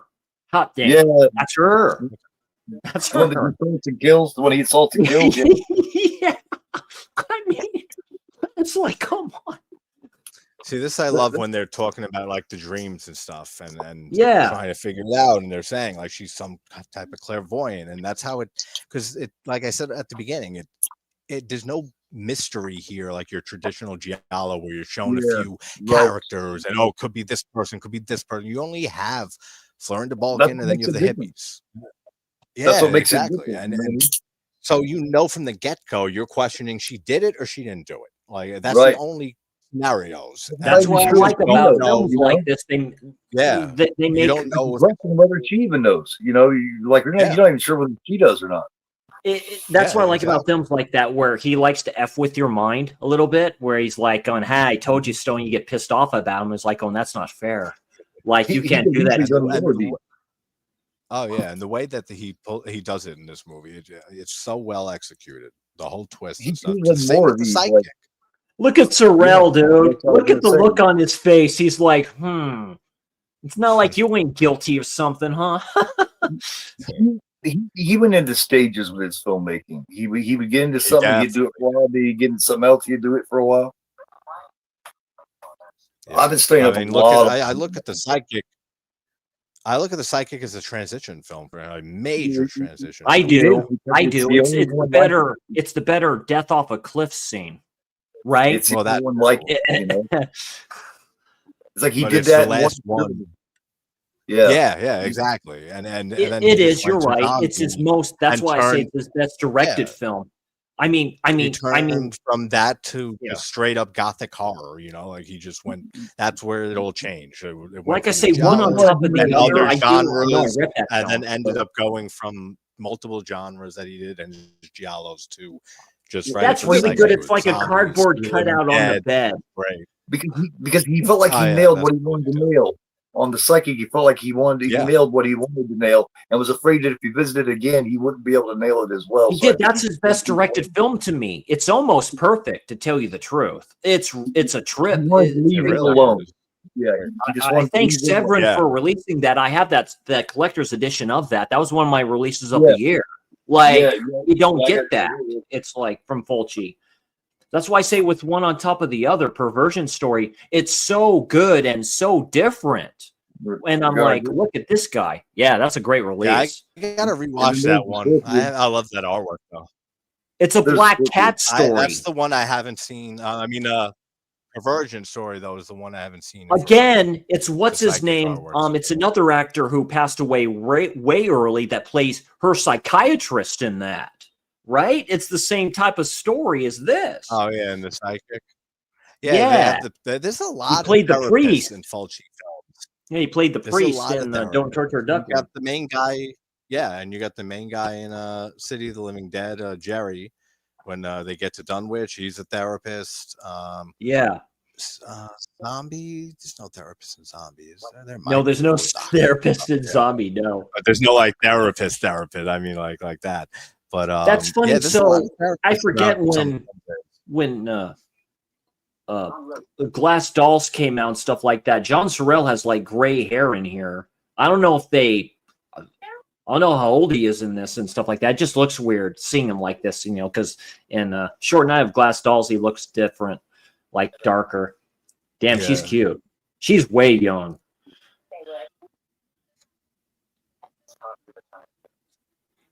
I think this is the point where something happens to her. She goes to see the two people or something like that happens. That's where the whole plot starts to unfold. Yeah. They see the hippies again, I think, right? Because the hippie kills is it maybe the girl here? He kills somebody. Somebody does. Oh, I'm not going to spoil this until the very end. Somebody does. That's what I like about it. There's a lot of stuff going on. I love that outfit.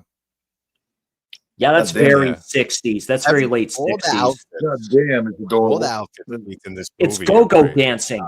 It's with Fright with Susan George when she walks in the house in that outfit. You're like, hot damn! And she did that before. She did that before Straw Dogs. So she had something about her, didn't she? She had something about. She sure did. Yeah. She made comments like that. I'm not doing films like this again. I'm not going to do that. Scenes like that. I'm not going to do that. Fright's a great film, by the way. I highly recommend that film. Yeah, look at her riding that stallion. Yeah, that's a great shot with the lake behind it. That's the countryside. That's one thing about Duckling. I don't care if that shot's great. That fucking double zoom in right there. I know they go boom, boom, boom. I love that. She has a pale face too. You notice that? Crash zoom. Yeah, she does.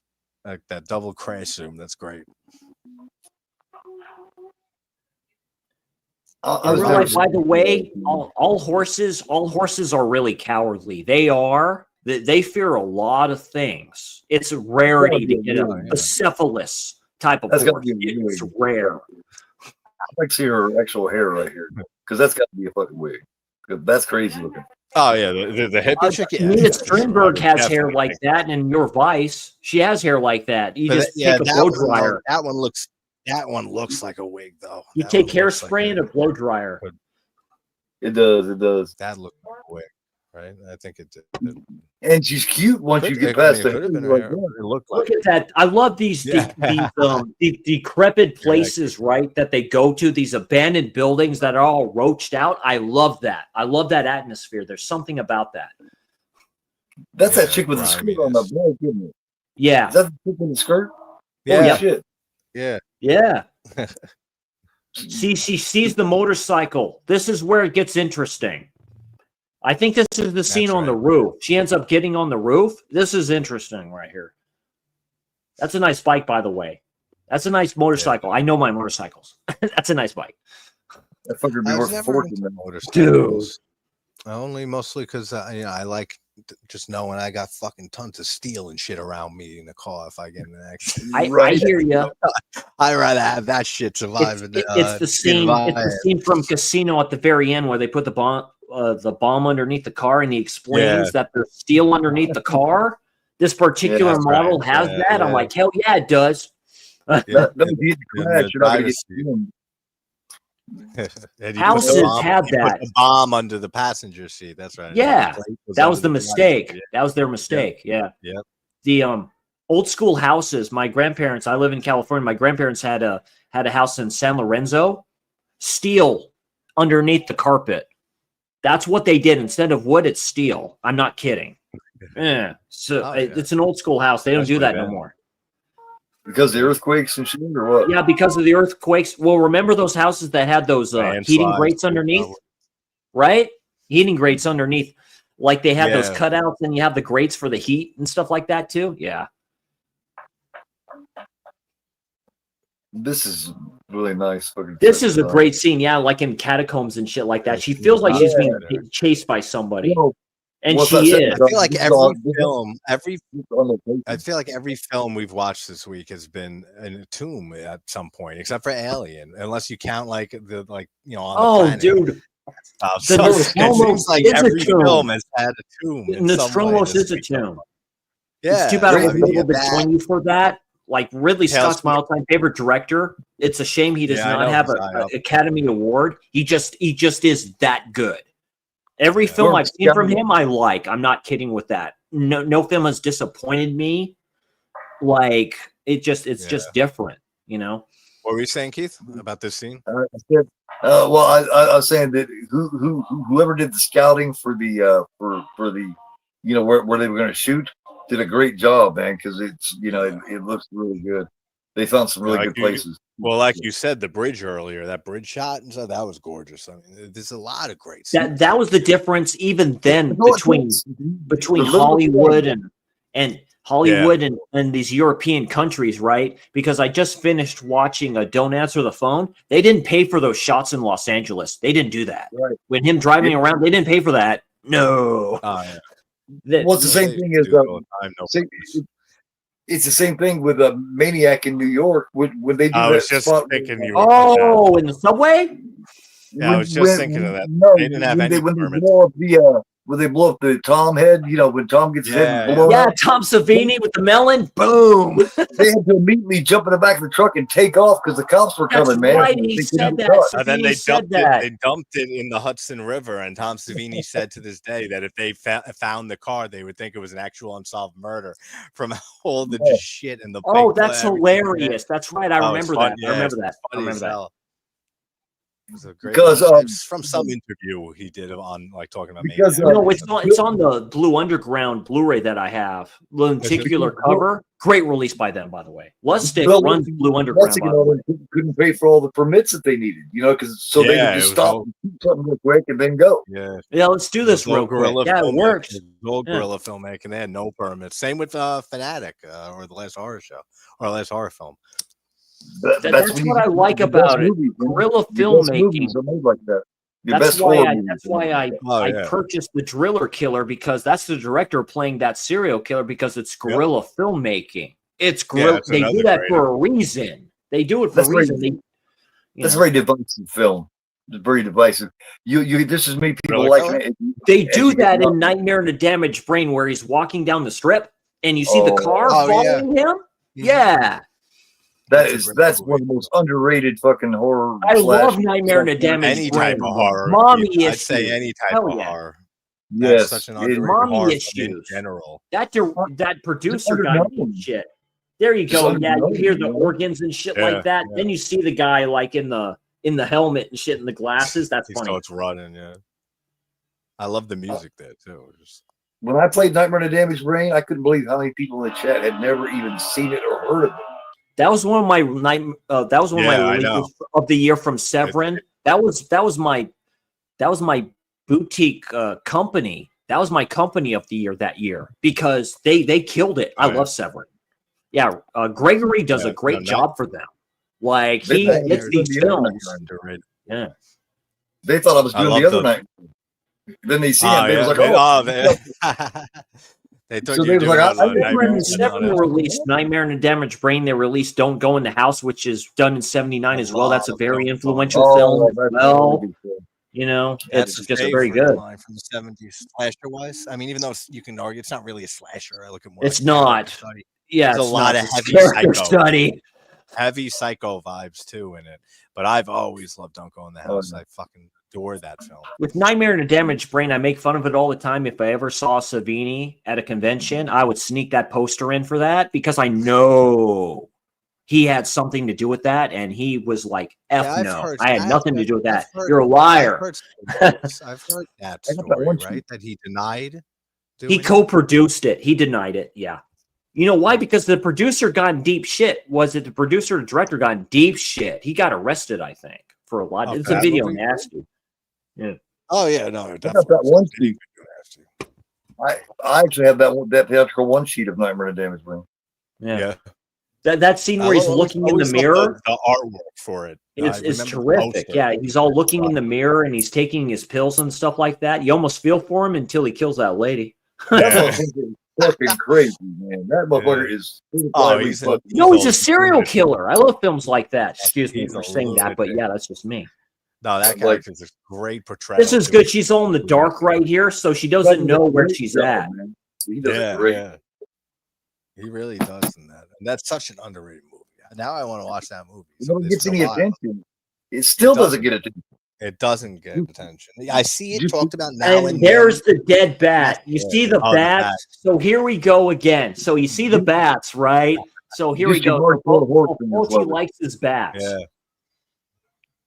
Yes, and those look a little more convincing even than they do look convincing. I think they're actually bats. Right? Yeah. Fucking 10 plus years earlier. Well, 10 years. Yeah, 10 years earlier. And bats are nasty. Fucking flying rats are nasty. Dude, now, the vampire bats are huge. Upstate, the vampire bats are about probably this big. I'm not kidding. Not vampire bats, but I like fruit. I'm not scared of anything.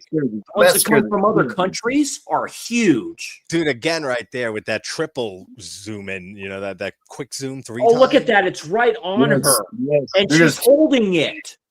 She's holding the bat. There it is again. Yeah. Yeah. She's holding the bat twice. Love that. He did it twice. Too. That's something I don't. I don't think it's biting her. Do that as much. She doesn't do that. How about that? I don't think it's biting her. That's another one of those camera effects that he doesn't use as much later on in his career. That that's true. Crash zoom. I love that. Well, because I think his film team didn't do a lot of that anymore.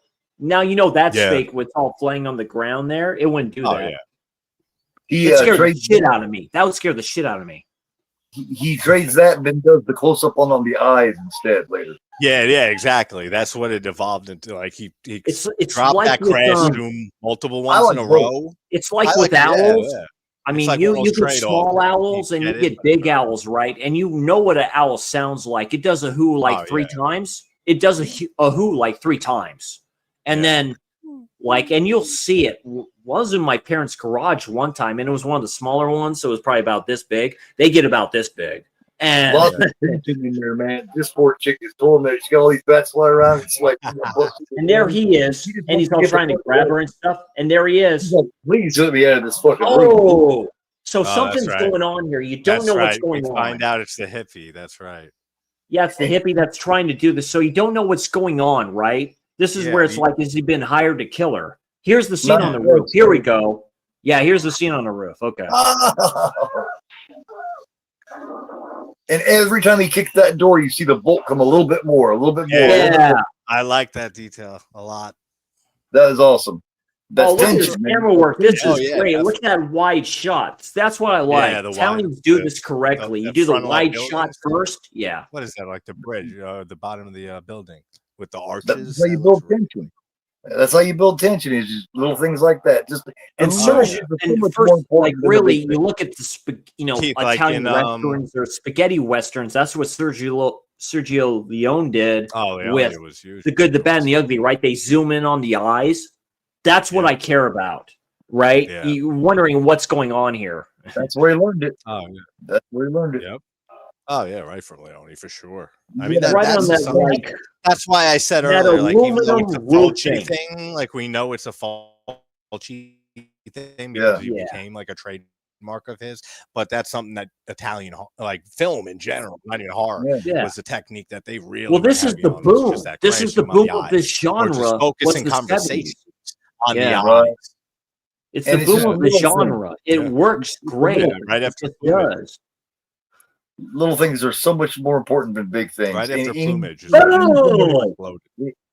Anything in life, the little things are more important. That's why, Keith, when you were saying, for sure. When you were saying about the tension. This guy, what is he, like the butler? Oh yeah, Exactly. that guy. Yeah, but the bolt coming out earlier, with it's like Look at reminds this me of shot right Suspiria here. with the when they're jiggling the lock, right, with the straight razor. Yeah, that's right. Yeah, that's that right. reminded Yeah. me of that. That's a great tension builder there. Think Those about little the black details, cat. like The how black she cat's struggles with the going lock. up there. And the black cat's Yeah. trying to, the cat's trying to open the door, and it hits and it goes up just a little bit, and then it drops back down, and it goes back up, and it drops back down. Scene. You know, that's a great scene. That's one of the best scenes in that movie, actually. Like, and this dumbass goes out on a beam, like the cat's gonna be worried about going on a beam after him. Yeah, that was. I always wondered that. It's the cat. You can go. Damn. Masters. Yeah, that's right. Climbing anywhere. Oh, and yet that's right. I always thought that was. Oh, that's right. So she hires. Yeah, she hires them to kill. This is a great shot right here with her shooting the Brit. So she hires them to kill her. How about that? Right. So there's a lot of shit going on in this film. That's what I like about that. That's a great shot right there. Her shooting shit at the wall with the red paint. Yeah. Yeah, with the red paint. Red paint too, man. That's some funny enough. It's not that different than the blood color in the movie. Right. She saw us fucking that leather jacket. She saw us fucking that. So she rode the bike there, or scooter, right? Yeah, I'm not sure which one she's wearing. Yeah, whenever I talk about, I'm almost thinking it's like those cool looking motor scooters, that they had back in the day, Oh yeah, she's sexy, right? Whack.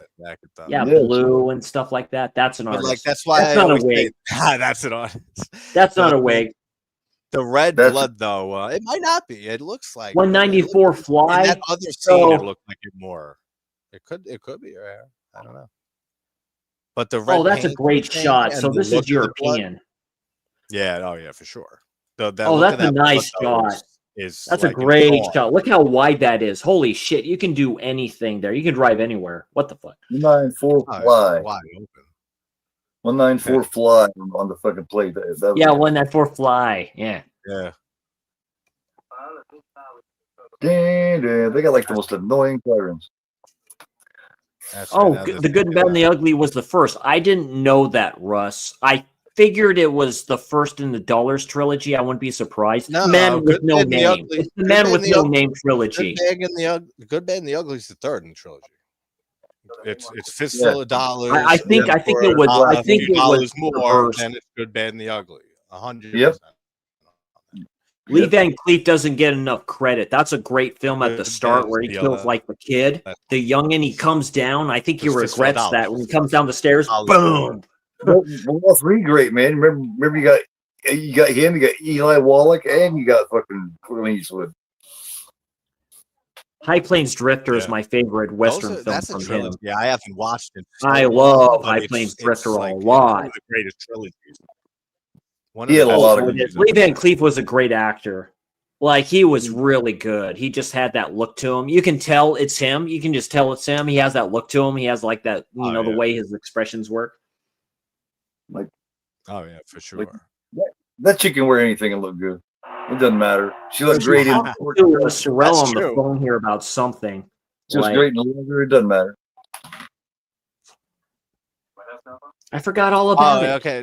Russell, I didn't read, I didn't understand your comment. Are you saying that in like the story wise, whatever, like that was supposed I think so. In the trilogy, it's supposed to be the last. Because you don't know who he is. He never says who he is. Yeah, I just know by release. Yeah, that was the main character in The Good, Bad, and the Ugly is the dude that played the Ugly, and he's great as that part. Like, really. Yeah. It's like he's hilariously good. Yeah, that was Wallach. Yeah. Those movies, though, were I gotta go and watch those three films again. It's been so long, and that I think they are some of the best, like one of the best trilogies. Oh, of course. Yeah. I think Tarantino. Well, I know The Good, Bad, and the Ugly is out of nowhere. So she's dead. She's dead. You don't know what happened to her. You don't know what happened to her. You don't see it. She talks on the phone, and all of a sudden, she's dead. That's where it gets interesting. I'm like, I appreciate Fulci for not doing that. Oh, hell. Yeah. I appreciate him for not doing that, right? Yeah. This is the point in the film where you start wondering, like you said, more starts happening. So you start, now it fucks with your mind because you've been thinking this whole time it's either her or it's not her. Then you have the hippie guy. They're chasing her and stabbing her. And now you're thinking, did the hippie kill the woman at the beginning? Yeah. Strindberg did. It's actually quite sad. It's quite sad because it's surreal characters that finds out that she's dead. And she was like and it was so important. Nobody's innocent in this. Everyone's a piece of shit in this, in my opinion. Everyone is. And, it's so important that we didn't get to see her die. You know what I mean? All of a sudden, we just see her and she's dead. We see her. She's like got her throat split. Yeah. It leaves she has no issue with that. She has none. It leaves that mystery wide open, Keith, of not showing. Yeah, because we have no idea why. Because we just seen her; she was alive and fine, and now she's dead. Yeah, and we're going, looking fine. She's looking fine. Everything. Next second, eyes wide open. So now we're asking ourselves, what the hell happened? That gets your theater of the mind going, and that was a smart decision. Definitely. That's the psychiatrist trying to figure out what's wrong with her. Oh yeah, and he very easily could have, put a gore sequence in there and it killed because it's Fulci. He could have went out. Here we go. Yeah, they try to beat this dude's ass and stuff like that. This dude's just funny. Right. I remember this. This is when they're like torturing him and shit, trying to get the answers out of him. This is when they've done this before, right? The title. They've done this before. They do this in Don't Torture a Duckling. They torture that mentally challenged person. They really go after killer. Yeah. Hi, Paula. How you doing, Paula? Hi, Paula. Hey, Paula. It's good to see you here. Thanks for joining. Paula. Happy weekend. Happy weekend. Yeah, Halloween's next week. Yeah, I can't wait. Feast of Sam. I can't say it.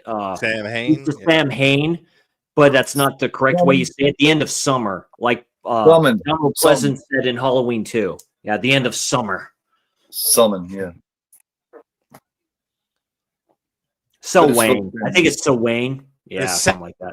Samhain, that's it. Selwyn, I thank say Sam you. Hain first because I picture Loomis in Halloween 4, and he says it wrong. Yeah.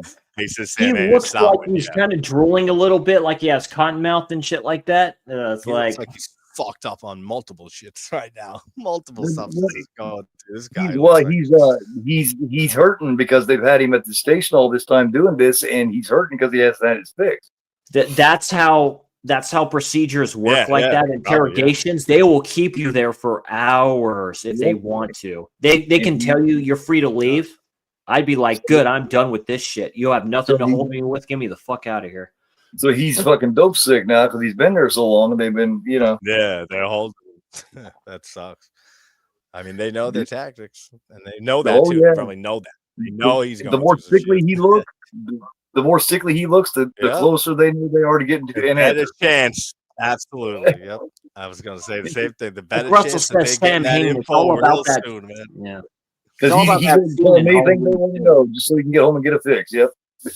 I'll just tell you, man. Just let me go. Yeah, exactly. That's what makes like. Might happen to have some shit on you right now. No, get out of here. Just figured I'd ask. Like, I'll give you something. I'll give you something if you tell me. Yeah. Lying ass motherfuckers. They can lie all they want. That's the tough part. They can lie all they want.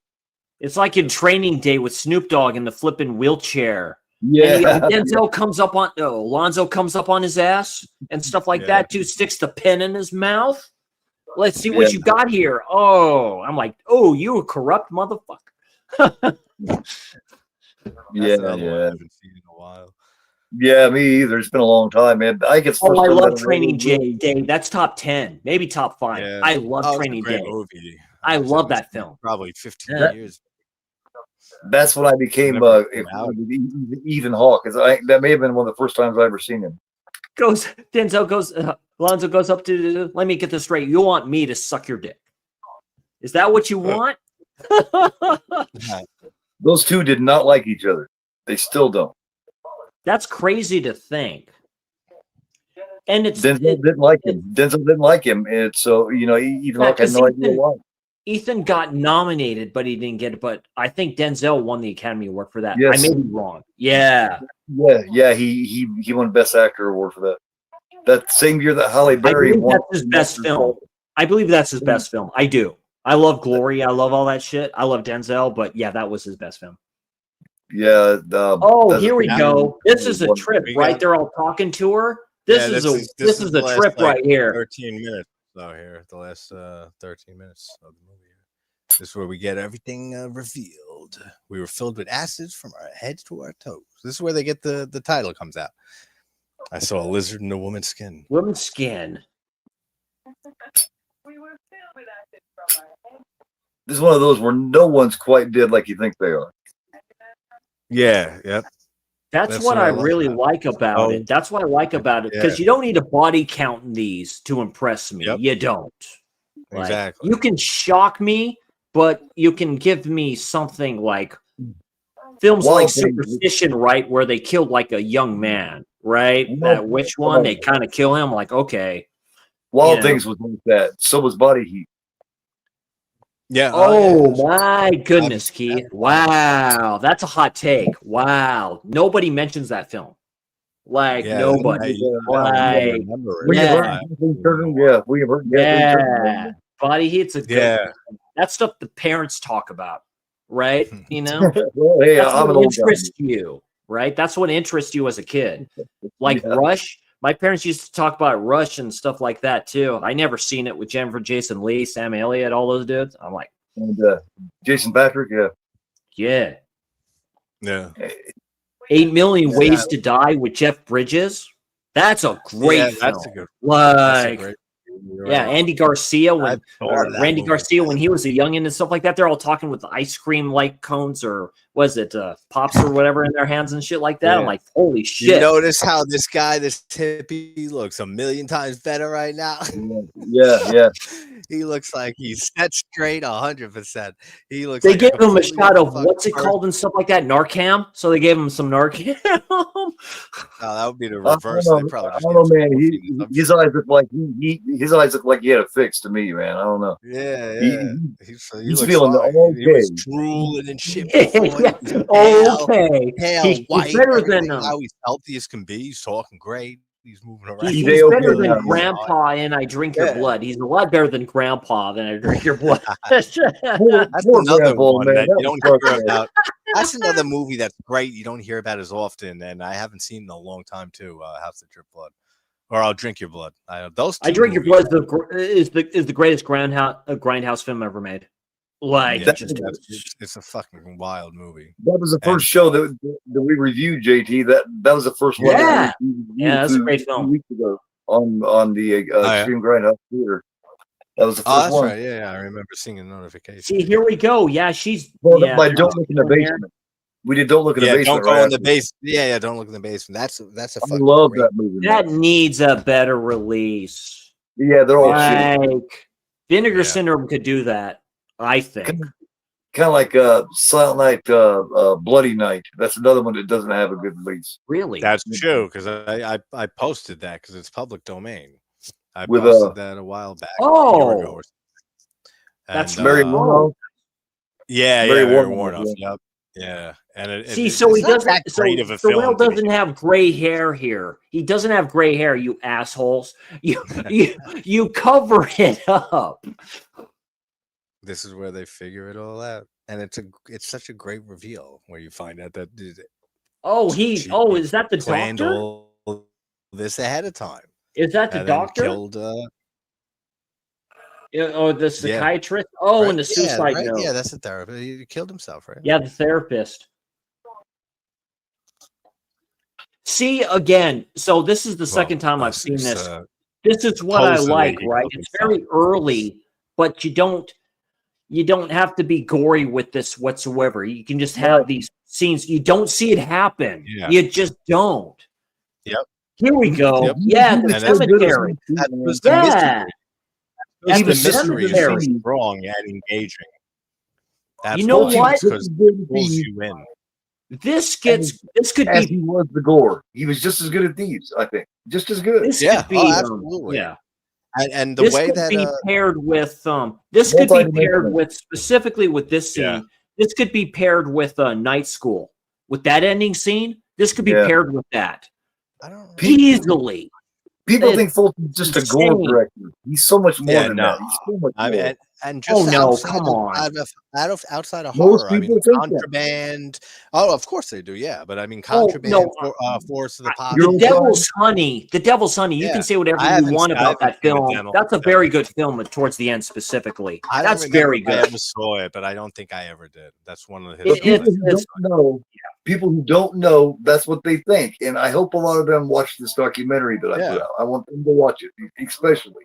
I want them to watch it because I'm going to show them. Well, I'll be sharing that. That trailer that you showed with Christopher George, right? And the whole scene with what's McCall in the coffin. Yeah, that was great. Man. That was a great little mini bite-sized Thank video. you. George was a very good-looking actor too. He was in some westerns with John Wayne, by the way. He was in a western with John Wayne. A lot of westerns. So, man, Mortuary was his last film. That's a damn shame. That's a damn Mortuary was That man would have acted with about everyone. Oh yeah. He had that look to him. He had the look. He had the look. He could talk. He could just do that. Like, I forgot when Graduation Day came out. That may have been his last. 81. So the same time. 80 or 81. Yeah, that's the same time as Mortuary. Damn. I'm pretty sure Graduation Day was 80. Hold on. It could be 80. Yeah, you could be right. It could Pieces with his wife, Melissa, I think. Yeah. Especially since it is a trauma film, so they could rush it out. Graduation Day isn't a trauma film. It is a trauma film, but it's not. It's the most least out of all the trauma films. No, I know. Yeah, we were talking about this the other night on one of those streams. How Mother's Day feels nothing like a trauma film. Mother's Day is the greatest trauma film ever made. Like, yeah, exactly. Yeah, Keith thinks the same thing. It's the best. Yeah, I love Mother's Day. Film same time as Friday the 13th. Just different locations, same place. Yeah, Chris, his wife was Linda. They were in Mortuary and Pieces together. Yeah, he's a bastard. And Day of the Animals together, right? Yep. Day of the Animals also. Yeah, he was in a TV horror cruise film. He's in that one too. It's been a minute since I've seen it. I always love and joke around. I just mentioned this earlier with Tales from the Crypt because there was a character during that. Here we go. So they show the scene with her killing a Strindberg's character, like in the bed. Yeah, she seduced her. This is a good scene right here. Well, yeah, this spells out everything. Jesus Christ! Oh, look at those eyes. Ooh. Yeah, and they saw her do it. They're all part of it. There. The foreshadow of what she would go to play in Duckling. Her crazed look right there. Yeah, they saw her do it. So those two saw her do it. So that's what they were questioning them about. They saw her do it, and she's like, "Oh, I don't give a damn." Yep. She could have done so much better. And they were so tripped out that they didn't realize. Yeah, it's like they didn't remember. Yeah. They saw a lizard in a woman's skin. That's the only thing the guy gives. That's why this dude's the best detective in the giallo I've ever seen. There's been a few, but he's the best. He's the best. He's the best right here. Oh yeah. What did you say? Great title for the film too, man. A great title. It really is. Yeah, lizard in a woman's skin. Like just great poster art. Leave it to her for taking that picture and having them add stuff to this because it works so well. You could do this for an album cover for a rock album. Oh, for sure. I like the one. I don't know what the original artwork was, but the one I used for the thumbnail, that purple one, like where she's absolutely into a lizard. I love that artwork so much. What a great! That's the classic theatrical poster. They originally had either have red or yellow Blu-ray cases for these releases, so they would have like the alternate cover on it or the original. Graduation Day was 81. You were right. Oh, was it on? I had that release from Vinegar Syndrome. It could have easily been 80, Keith. It could have easily been 80. I could swore it was, but no. See, here you go. Here's the whole setup right here between the two characters. Yeah. Uh-oh. I love that rotary phone. That's fantastic. Oh, rotary phones are the best phones ever made. Like, I would get like a yellow one for the belief to do my videos with. In a movie I just saw recently, The Clown in a Cornfield. I watched that a few nights ago. What do you think about that? It's not great, but there's some good stuff. It's from the same I director. like the Tucker book and Dale from Adam Caesar better. I like the book I from never read Adam it. Caesar better. He has Yeah, I a don't know YouTube the book. channel. I do like him as an author. He's just a teen. He's a teen author. So there's certain themes that I didn't kind of agree with. Specific the ending of the book, I'd be like, eh, or towards the ending, I'm like, eh. But yeah, this is a great film, by the way. This is a solid 8 out of 10 for me. I really like it. Specifically, the ending. It just works. It's great, and yeah, the whole it's similar to. It's not similar in the way that she's like the killer, but same with like the psychic. But that one goes actual supernatural. That goes the Black Cat route. Yeah, specifically what he does to her. Oh, yeah. Well, yeah, and then that's the twist in that movie. I don't want to ruin the twist for anyone who hasn't seen it, but the twist in that movie is great and handled really, really well too, because it has you wondering similar things as this film. You know what I mean? Like as it goes on, and makes you really messes with you, and the mystery is just great. But the score, as great as it is in this movie, Sette Notte in Nero, the psychic, the score to that is just fucking so good. It's a masterpiece wise of a score. This is very good score too. Oh yeah, it's great. This one. I mean, Morricone always did great scores, but Fritzi and there was a few of them, 3 of them, I think, who did the score for Sette Notte, and it's just those same 7 notes over and over, which goes great with the title. Yeah, screenplay by Lucio Fulci, Roberto Giovanni. Some other ones I couldn't mention. Andre. This was before Sacchetti, I think, started, right? Yeah, before Sacchetti. Yeah. Well, like I say, this is very early for him and stuff like that too. Which Sacchetti had one fucking hell of a career, man. Special effects by Giovanni Rambaldi and Gino Escanti. Rambaldi, is that it? Yeah, Giovanni Rambaldi. Something like that. Like say the last name, I'll probably say it wrong. I always forget it. That's very good. How about that? That's very good. Nah. Good old Technicolor and stuff like that. Yeah, interiors at Deer Center. The score. I'm just great, that film. I think that's a very underrated Fulci score. Pinewood Studios did a lot of this. Producers like to thank Duke and the Duchess of Bedford for their cooperation permission to photograph their property of Woburn Abbey. So yeah, this was done in England or in Europe. So that's one thing about Fulci too. He did stuff, like say, he did stuff in San Francisco. He did stuff in Europe and stuff like that. That's what I like about it. It adds more to the atmosphere. Louisiana, New York, yeah. Louisiana. Yeah, New York Ripper, son, and Manhattan Baby. Ripper. So that's New York. Yep. Yeah, Manhattan Baby is and a lot of exterior shots. Yeah, and a lot of establishing shots of New York, I think, for other movies. Absolutely. A lot of Italian directors did that. They went to New New York. Yeah, of course. That's why you see the Twin Towers and Mad. Yeah, Jet Set directors, right? Yeah. He did it. Sergio Martino did it. Dario did it. They all did it. Lenzi did it. Yeah. It was cheaper. It was so much cheaper to just get a or another. He may be one of the only Italian directors though that went to Louisiana. He may be one of the only when he did Beyond. That's true. That's true, actually, because he actually went. There's a great video in Praise for the Shadows that talks about that, where that's what got me into Fulci and the Beyond, because he talks about like way the bathrooms are spelled, that's where you can tell that was him doing that. So yeah, that water is actually directly across. All right, guys. Thanks for joining, guys. As always. Always, dude. This was great. Anything Fulci, I'm all for it. Absolutely. It's right across the street in the Beyond. You got the Beyond house here, and then you got a road here, and then over here is the lake. And they just kind of made it look like a swamp. Well, they did it based off an actual place, like the house from the song from the Animals, "House of the Rising Sun." That's what it's about. You can look at the history about that place. That's why I can't wait for your documentary, Keith. I know you looked into. I can't wait for that shit. That's gonna be fucking great. All that. Yeah, anyone watching who's a big Fulci fan, as we all are here, Keith's been working hard for a while on a Fulci doc, and it should be because I only work on it. See, problem is I made a mistake when I made Ranking Evil, because I put myself on a schedule of releasing it like every week. So I would get in a hurry, and I didn't get to do my best work, and end up being disappointing in my opinion. So this, I decided I wasn't going to do that. I only work on it when I can really focus on it. If I feel rushed, I don't touch it.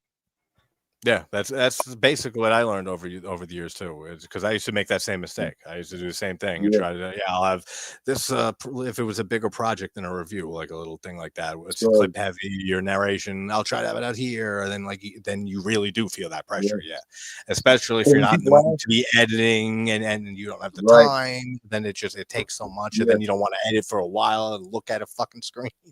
So yeah, I mean that's the best way to do it. Just do whatever you feel inspired to. This Blu-ray too has an interview with Fulci talking about this film too. I highly recommend it. You can find this on YouTube, by the way. It's so cool listening to him talk. I am serious. Like, I had no idea. Of course, there's that extra Nightmare in the Damaged Brain. I highly suggest people watch that. It was his last appearance at a con. Like, people didn't know he was going to show up there. And he didn't realize. And it's one of the best reactions you will ever hear. He was humbled there, which is crazy. It almost brings me to tears. I'm not kidding. It's really good. Like, he's like, I didn't expect this reaction. Like, I'm like, oh, this is very cool. What were you saying? There was a blizzard. There was a blizzard going on, and he showed up, and he was so happy. He was in tears. People because he didn't realize his films were big, right? He didn't realize. He did not know. Diodato didn't know either towards the end. Yeah. I mean, that's great. But he insisted on going in a blizzard. Really cool. I mean, and that's a great way for his one con, right? And like to see all that love for his work, and I think obviously if he was alive today and stuff, I think he'd really be humbled. Of just he died happy. He died content. That's the thing people need to remember. He spent his money. He wasted it. You can say whatever you want. Just watch Nightmare or just watch The Cat in the Brain. Like, you see the name on the boat of the ship, like of his boat that he has, dude. Yeah, he died content and stuff like that. His daughter talks about that. Yeah, he's like, whatever. He's bigger now than he ever was. He's bigger now. That always happens, but bigger and bigger and bigger every year. People, make a statue of the man. He's gotten much bigger. They should, and no, you're right, Keith. He got much bigger with every passing year. He's getting bigger, and it's a lot of it has to do with all these movies. One not falling into obscurity. And thankfully, these studios, these boutique studios, Mondo Macabro, Severance specifically. Grindhouse specifically saying, you know what? We ain't going to spit it on this man's grave. Like, I always thought when he passed, what Dario Argento has to go to his grave and sit there and be like, God damn, what we could have done, specifically with a film called Wax Mask. That was a collaboration between both of them. And he's like, I am so sorry. I know he says that. I'm so sorry. Right. It happens. It happens, right? You're right. We have those disagreements, and then all of a sudden it's done, right? It's like he wanted to work. He wanted to work with him because he admired "Don't Torture a Duckling" so much. That was the one he admired so much. That was the one. Because to me, it's his best. It's my fourth all-time giallo. I mean, it's my third. Yeah, it's my third. Yeah. I think I like Lizard a little more. Yeah, I do.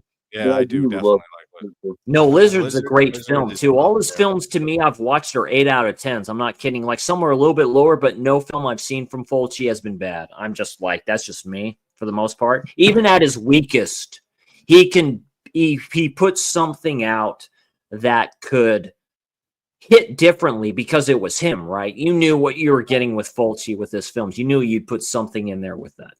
I mean, he definitely had a decline, a heavy decline in the last stage of his career, but there's still always good stuff in most of his films. Like, even the worst films that I've seen. So does Argento, you know what I mean? They all have that point. Carpenter, everybody has that point. The longer you do it, the bigger chance you have of having ones that aren't nearly as good. Absolutely. That was the thing. One difference I would say between, and you're not working hard. You're not putting your full into it because you're not starving. You're not starting out. You don't need that money. You don't need this. I got to make it. I got to do it. You don't have that same drive a lot. Yeah. Eventually, one thing between Carpenter and Fulci, Carpenter is lived long enough to know when to back away. Like, when Ghost of Mars came out, I think he said he was. Hold on, like Keith finished that. What were you saying, Keith? before we get talked about? Well, I'm just saying, no matter how good you are at something, there comes that point where if you do it long enough, you're gonna watch the skills diminish. It's just the way it is. No matter how great you were. Look, even Michael Jordan. Yeah. He came back when he played with the Wizards. You could see his skills diminish. Yeah. It just happened. Yeah. That's true. Yeah. Like I said, it's like with there's a few maybe I can think, like David Lynch. I don't think Spielberg's the only one to get away with that. Yeah, shit. I don't think that's very true. Yeah, Like Spielberg, sometimes you know, like with sports stars. Yeah. Like with people, like you say, like with sports stars, that's a good analogy, Keith, to tell you the truth. Joe Montana, I would say, when he went to the Chiefs and stuff like that, and he had that one good season and stuff like that, and that was it. You know what I mean? Yeah. He's the greatest of all time, in my opinion. It goes through any type of thing in life. Yeah. He spent the end of his prime on the bench, waiting to come back, watching Steve Young take over his team. Right, exactly. And I love Steve Young to death. He brought me another Super Bowl, and I'll always thank him for that. And Drake, Montana. Drake, thank you, Drake, for the yeah, thank you, Drake. Yeah, it's always good to see you. Night, man. And everybody, have a great night. Thanks for hanging out, chat. Thanks for hanging out and talking this movie. That was a great stream. Yeah. Thanks. And we will have what's tomorrow? Trilogy of Terror is 3 p.m. tomorrow. Ooh, Karen Black. Yeah. Dan Curtis. I love Curtis. That's a TV film, by the way. That's TV horror. Man. Yeah. I got stories about that. Yeah, for sure, man. All right, guys. I hope everyone has a great night. And tomorrow, Trilogy of Terror at 3. We will talk to you soon. See y'all in Disneyland, motherfuckers. Much love, Have a good night, everybody.